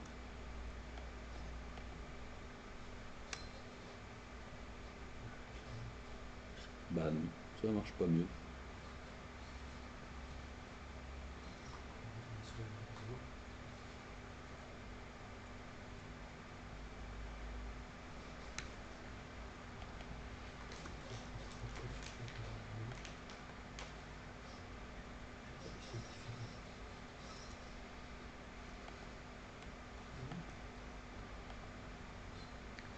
Bon.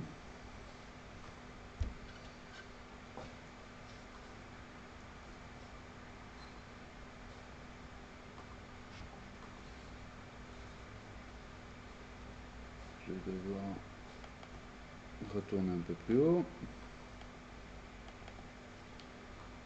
Une ligne de texture, ça s'échira.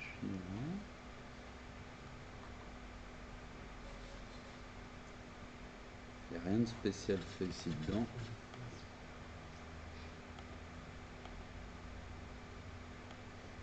Je dirais ça.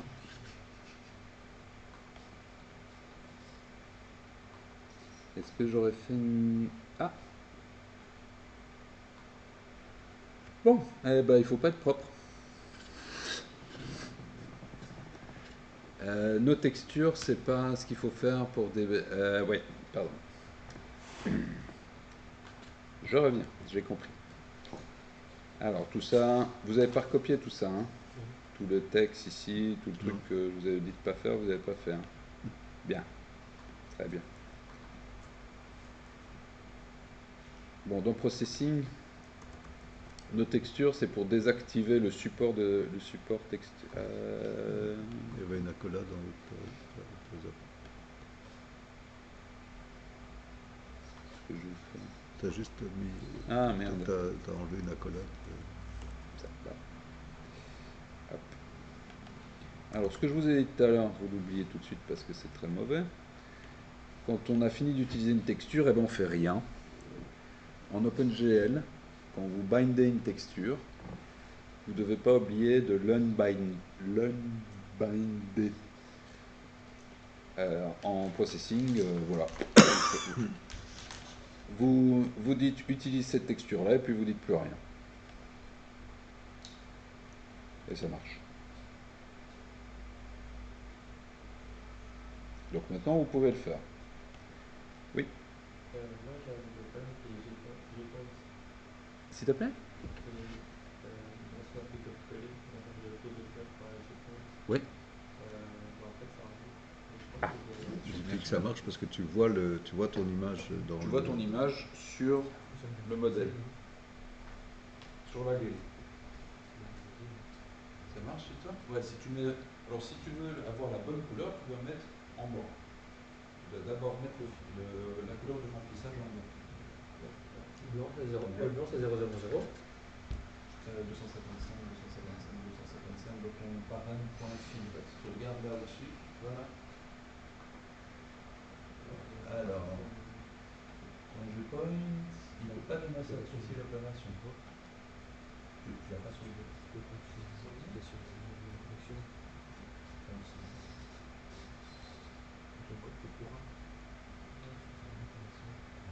Pas JPoint. Parce que JPoint, là, faut faire vachement gaffe. Ton JPoint doit être très minuscule. Ouais, il doit être très minuscule, c'est pas la même objet. Pas du tout. Pas du tout la princesse. Mais tu crois pas que ça soit un PC? Vous avez plus touche.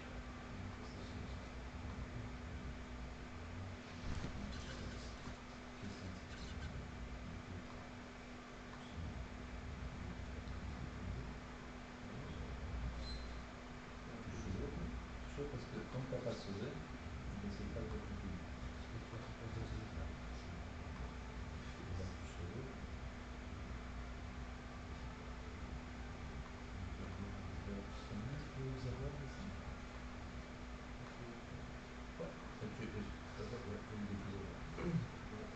Tu peux cliquer ici. Donc, en fait, si jamais cliquer et venir descendre, chercher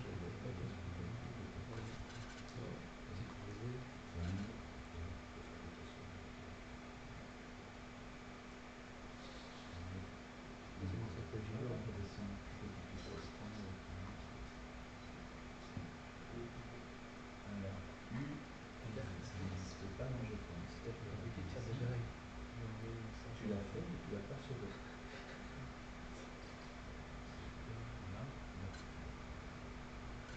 Donc, chaque fois que tu fais une modif, tu dois la sauver dans le fichier si tu veux continuer, si tu veux trouver les erreurs qui viennent de là.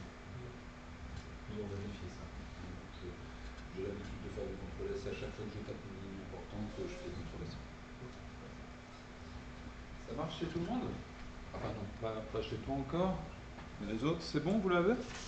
Vous avez l'image affichée sur le modèle? Ouais. Eh ben maintenant, on va pouvoir changer d'image. Parce que bon... Alors, je vous ai mis dans le petit magasin ici, je vous ai mis des textures.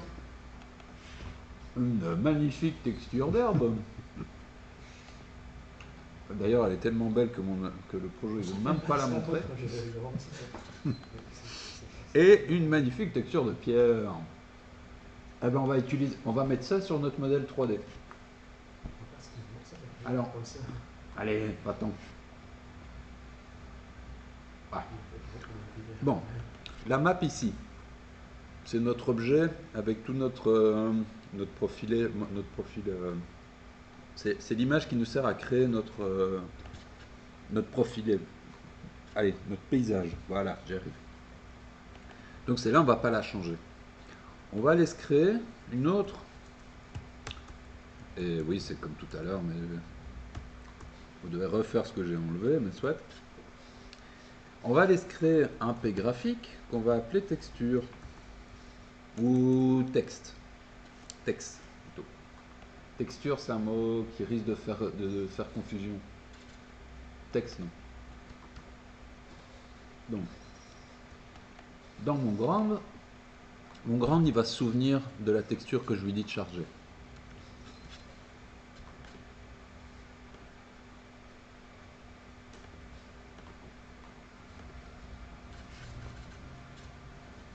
Ici dedans.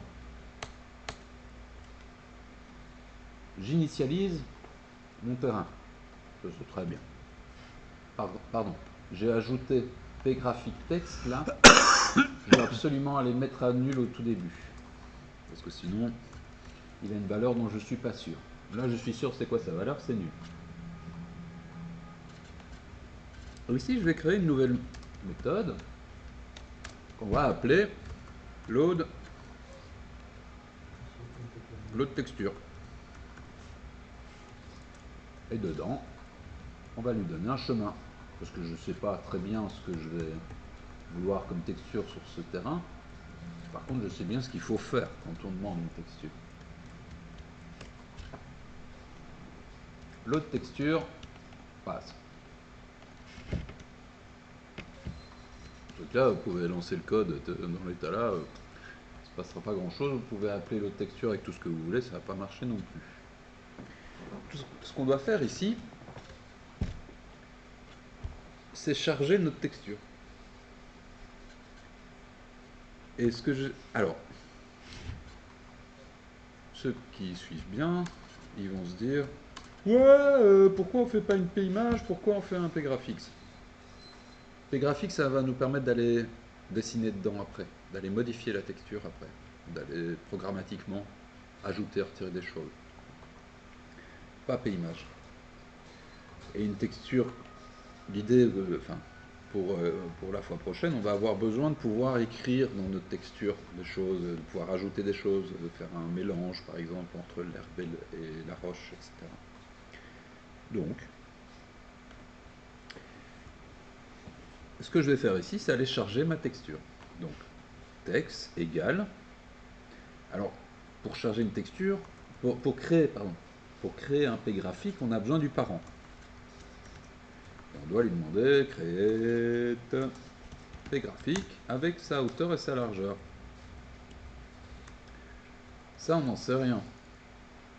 Puisqu'on va recevoir l'adresse d'une image, mais on ne sait pas du tout combien elle fait cette image.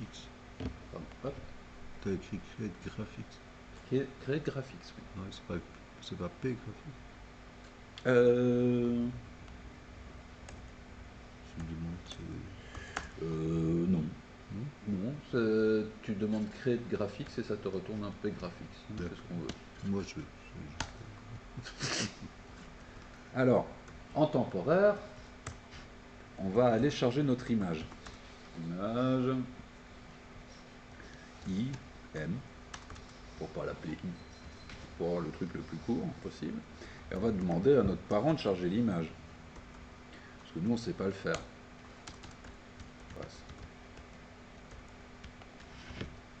Pourquoi on a besoin de l'image? Parce qu'on a besoin de la taille de l'image. im.width. im.8. Et après ça, ce que je vous ai montré tout à l'heure, on va le faire ici. On va commencer, on va ouvrir notre P graphique en écriture. Begin Draw. On va tout de suite le refermer, comme ça on est sûr de ne pas oublier de le faire. Et ce qu'on doit faire ici, c'est qu'on crée une image vide dans la mémoire de la machine, typiquement dans la carte graphique. Dans la carte graphique, on ouvre un emplacement pour écrire on ouvre un emplacement qui fait cette taille-là. Mais là-dedans, on n'a encore rien dit. On n'a pas expliqué du tout ce qu'on devait mettre dans cette image. Là, dans l'état actuel du code, tout ce qui se passe, c'est qu'on bouffe de la mémoire dans la carte graphique pour rien. Parce qu'on n'a rien mis dedans, on a une image vide. Par défaut, Processing va vous la créer avec des valeurs pour chaque pixel qui sont à 0, 0, 0. Il y a 4 zéros parce que l'alpha est transparent aussi. Et ce qu'on va faire dedans, c'est qu'on va imprimer notre image. Pour ça, on demande à notre texture d'imprimer IM à 0, 0. Là, ce qu'on vient de faire, de manière un peu simpliste, c'est de charger une image à partir du disque dur, on ouvre une texture dans la carte graphique et on copie l'image dans la texture. Quand on arrive ici, à l'accolade fermante de l'autre texture, IM qui est là, il va sans doute être mis à la poubelle, un de ces quatre. Mais nous, on s'en fout, on l'a recopié chez nous, il n'y a pas de problème. Ok? Bien. Maintenant, on va pouvoir utiliser, quand on dessine, on va pouvoir utiliser text. Donc ici, je reviens là. Parent texture, text. Et ça va faire un méga crash quand je vais faire tourner ça. Ah bah non. Pourtant ça devait, hein. Il est à quoi notre texture, elle est à quoi pour le moment? Elle est à nul. Et là il arrive à passer à travers. Bravo Processing, hein, c'est vachement sécure, mais notre code il est tout pourri. Normalement, on doit demander l'utilisation de la texture que quand on a appelé l'autre texture avant. Là, ici, dans l'engine, je reviens là. Je l'initialise, mais je mets rien dans ma texture. Donc ma texture, elle est à nul. Donc quand je l'utilise sur mon objet, Processing, parce qu'il est cool, ils font bon, ils savent pas trop ce qu'ils font, ils essaient d'utiliser une texture nulle, on va les aider, on va pas cracher, mais normalement dans la vraie vie ça crache, hein, je vous jure, ça loupe pas. Donc, première sécurité à mettre pour faire de la vraie programmation. Si text n'est pas égal à nul, alors on peut l'utiliser, sinon on n'utilise surtout pas. Et là, bon, ça crache pas non plus, j'espère que ça va pas cracher maintenant. Non, ça crache pas. Et on va pouvoir charger une texture dedans. Normalement, on a tout fait. Donc ici, je reviens là. Ground.load texture. Et je vais aller chercher. Si vous ne les avez pas, vous pouvez aller chercher sur le Bitbucket. Hein. Ici, dans Source, toujours. Bam. Vous venez dans Source ici, vous venez dans Data. Data, merci. Texture. Et vous pouvez prendre ces deux-là, vous pouvez prendre une autre image, n'importe où, n'importe laquelle sur votre machine, tant qu'elle n'est pas trop grande. Ah, ça va être l'heure, hein. Un petit peu. Tu peux remontrer le. Si le projecteur veut bien redémarrer. Il est syndiqué, lui. Oui, c'est ça. Et ils auraient Il dû coupe l'heure 7 et- minutes avant la fin du coup. Juste encore le temps de le Il ranger. commence à remballer. Allez, reprends. Attends, je vais essayer ça. Ah merde.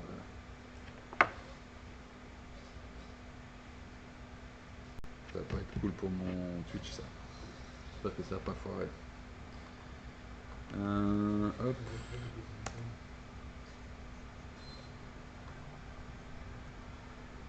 Alors, je dois jeter un œil sur ce qui se passe dans Twitch, hein, si les gens sont toujours là. Bon, ça a l'air d'aller, ça va pas trop péter. Ah, ça répète. Merci. Ah,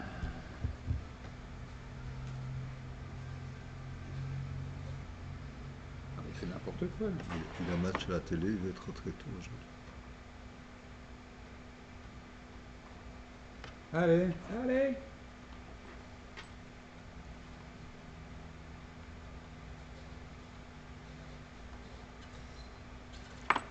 Je vais essayer.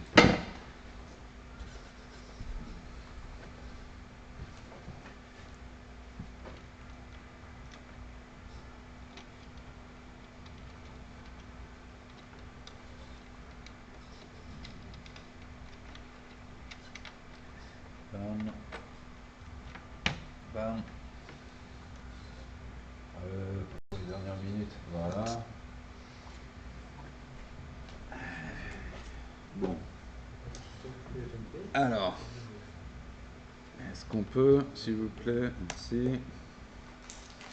Ou alors c'est peut-être ma carte graphique qui commence à fondre, ça c'est possible. Donc, où est-ce qu'on en était? Donc vous pouvez aller chercher une image là. Oui, ma carte graphique elle est pas bien. Ah voilà. Et donc là, je peux aller la charger. Bon, je vais au moins essayer de vous montrer que ça marche. Hop.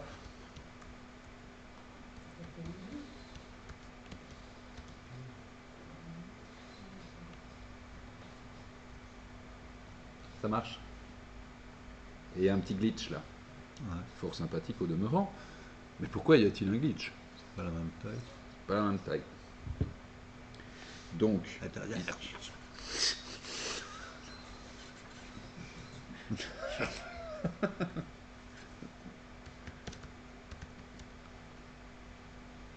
c'est dur de parler. Bah ouais, nous on court après.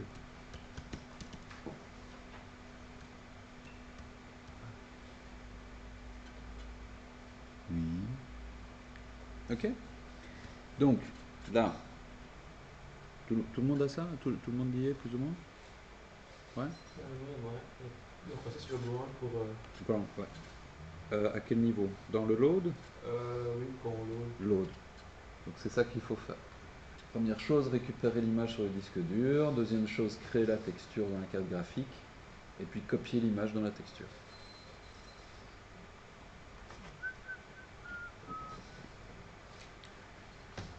Si vous faites un jeu... Alors, et quand on l'appelle, ça donne.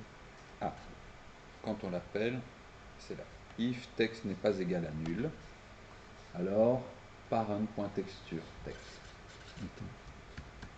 Cette notation-là, donc if et puis tout sur une ligne, c'est un raccourci qui vous permet d'éviter de mettre des accolades. Ça ne marche pas si vous avez deux lignes. Ça ne marche que si vous n'avez qu'une seule chose à faire après le if, ça marche.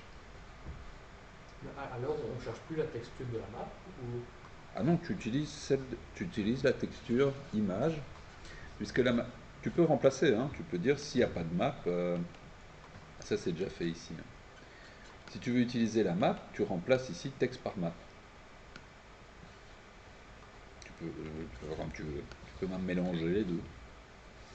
Au niveau de, si tu fais une boucle sur tous les pixels, tu peux aller mélanger les deux images. Dire 50% de celle-là, et 25% de celle-là, et 25% de celle-là. Tu peux les mélanger.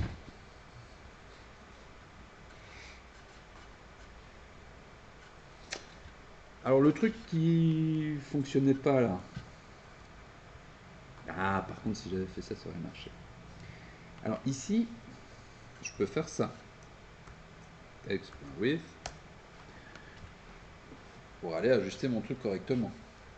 Juste une seconde de réfléchitude là. Qu'est-ce qui se passe si texte est égal à nul? Ça a bien foiré, hein. Parce que ça, je suis sûr que ça va foirer complètement. Si texte n'est pas égal à nul, on utilise la texture. Mais après ça, sans aucun test, j'utilise text.width. Là, ça va foirer. Je multiplie U par un truc qui n'existe pas. Donc ça va tout vous foutre en l'air, ça. En plus de ça, je ne sais pas si vous imaginez la dose de calcul qu'on fait là. À chaque fois qu'on dessine une face, on fait une multiplication, on fait 6 multiplications, et il y a il y a 2 fois plus de faces que de points. Donc c'est lourd de faire ça. On pourrait le faire qu'une seule fois, les coordonnées texture elles ne changent pas. Quand je charge mon image, je peux très bien calculer une fois pour toutes les coordonnées texture de tous les points, et puis après ça, juste les utiliser. Ce serait plus pratique, non? Donc ce que je fais, si, je vous jure, c'est plus pratique. D'accord. Tam tam tam tam tam tam tam tam tam tam tam tam tam tam. Il faut qu'ici U et V soient bons.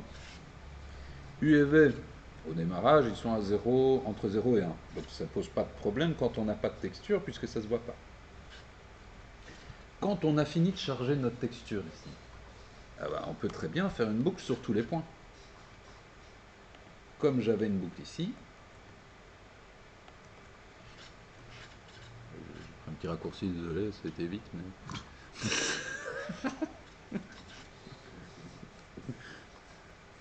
Donc, une fois que j'ai généré ma texture, elle est bien remplie et tout est bien comme il faut, eh bien, je vais aller, une fois pour toutes, mettre l'UV correctement en fonction de cette texture sur tous mes points. Et je vais appeler ça cet UV. Ça tombe bien. Et là-dedans, je vais donner quoi? Eh bien, la dimension de ma texture.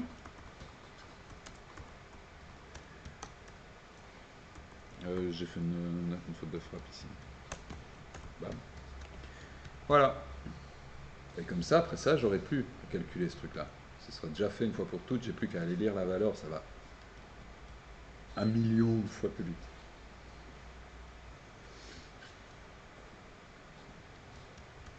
CQV, ça n'existe pas, hein, bien évidemment. On va devoir aller créer ce truc-là. Mais on a rangé notre x, y, z en normalisé, vous vous souvenez de ça? Il n'y a pas si longtemps que ça, il doit y avoir une bonne grosse demi-heure. On peut y aller? Ouais. Alors ici, dans notre gPoint, on va se mettre un public void CTUV qui prend, comme ça on est souple, float w, float h. Et on doit faire quoi? U égale quoi? Et on doit faire aussi avec z. Hein.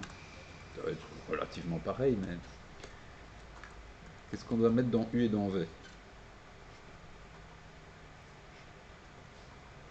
pour calculer nos coordonnées texture?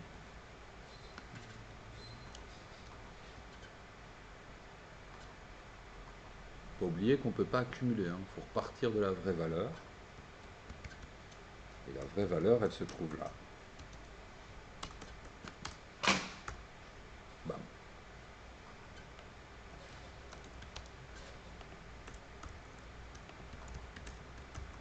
Et c'est bon. On l'a fait une fois pour toutes, notre U et notre V. On te demande cet UV. On va pouvoir aller le manipuler à la main, un UV. Mais c'est juste que c'est beaucoup plus pratique de passer par Gpoint. Parce qu'il y a tout ce qu'il faut dans Gpoint pour aller faire cette opération-là. Norme X et norme Y, ils sont là.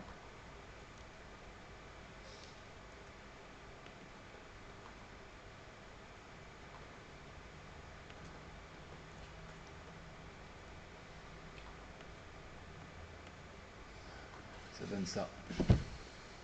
Votre texture, elle est bien étendue. Alors ça ne garde pas le ratio, hein. Donc si votre texture elle est très fine et que votre un truc est carré, ou si votre texture est carrée et que votre objet est très fin, ça va l'étendre sur votre objet. Ça va la tirer pour le rentrer en largeur et en hauteur dans votre objet. C'est normal puisqu'on utilise des valeurs normalisées. Ça c'est un des effets secondaires.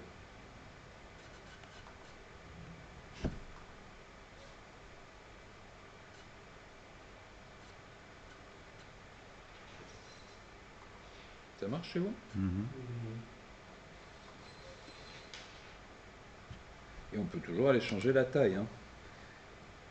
C'est ça qui est très pratique avec nos Gpoint, c'est que on modifie les Gpoint, toutes les faces suivent.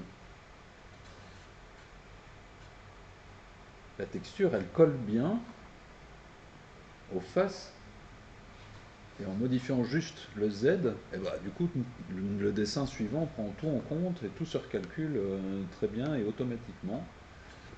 Toujours à les 60 fps ici, c'est tout à fait logique, c'est vraiment pas beaucoup plus compliqué pour la 3D d'afficher une texture ou de ne pas afficher de la texture. Mais si on avait plus de points et qu'on recalculait à chaque fois les UV comme on le faisait juste avant, avec le x1280, là on commencerait à avoir des problèmes de performance.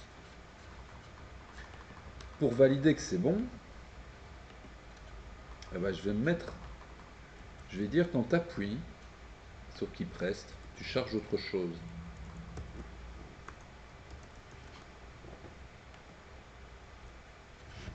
Tout va se recalculer. Voilà.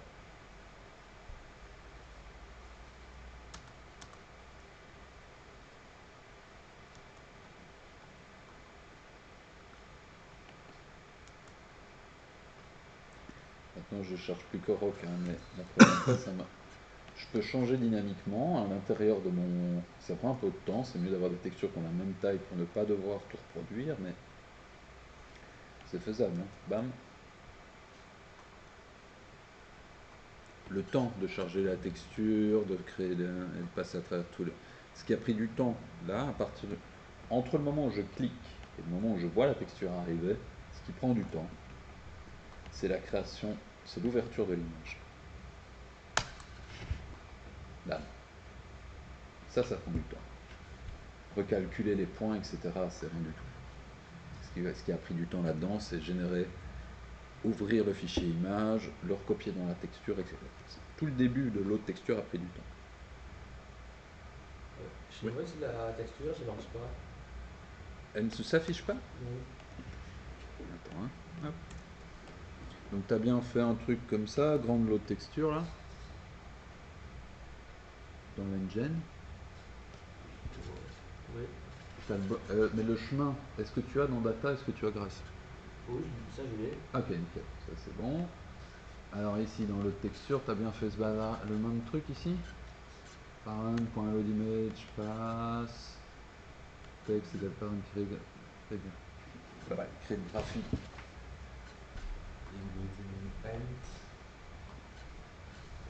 T'as pas d'erreur mais ça s'affiche pas, c'est ça? Oui, c'est.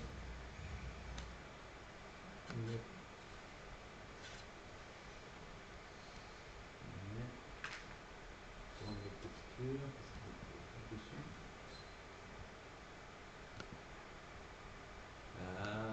de sécurité sur points. Donc en fait, reviens dans ton code. Reviens dans ton code. Dans l'engine, pardon. Ouais. Allez, bien joué. On va valider, on va régler ça. Si. Alors là, il y a un truc, ça va devenir un peu plus compliqué. Parce que toi, ce que tu as fait, c'est ça. Tu as inversé 2 lignes de chez moi. Parce que moi, je suis. Je sais qu'après init, les points sont là. Et toi, tu as fait l'autre texture. Dans l'autre texture, bah, tu crées la texture, tout ça va. Et puis après ça, tu boucles sur les points. Mais points, il est à nul.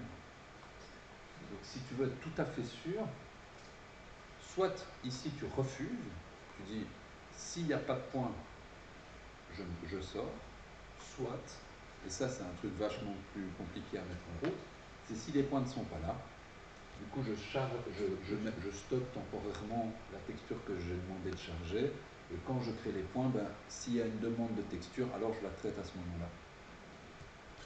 Ça c'est un objet déjà beaucoup plus compliqué, beaucoup plus intelligent. Là, ici, pour éviter ce cas-là, eh ben, tu dois te mettre un message d'erreur. Ici au-dessus, avant de faire quoi que ce soit d'autre, if points égale nul, ça veut dire que si point égale nul, on n'a pas appelé init. Donc, system.r.println impossible to load texture before initialization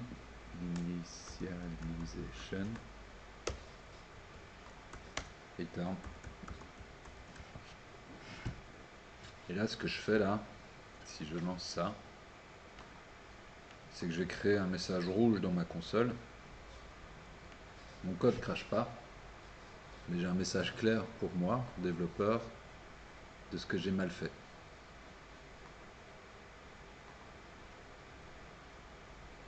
Vous voyez, le message là dans le fond, impossible to load texture before initialization, ça vient de là.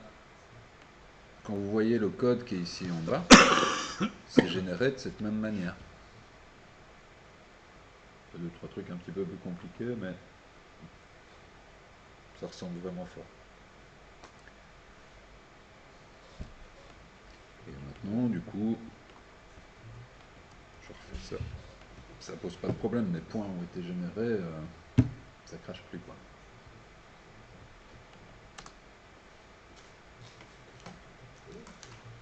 Ok. Et ben, la semaine prochaine, on va dessiner sur notre texture en live. Vous avez des questions? Non, surtout t'arrêtes, un souper là.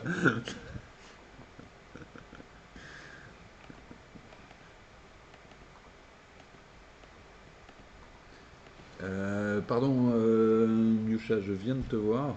Qu'est-ce pour le GUI tu veux dire l'environnement de développement, c'est Eclipse. Eclipse.org. Et à l'intérieur de Processing, donc le GUI à l'intérieur de Processing, c'est un module qui s'appelle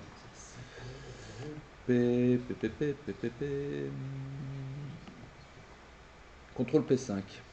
Il est ici. Donc, Processing Control P5.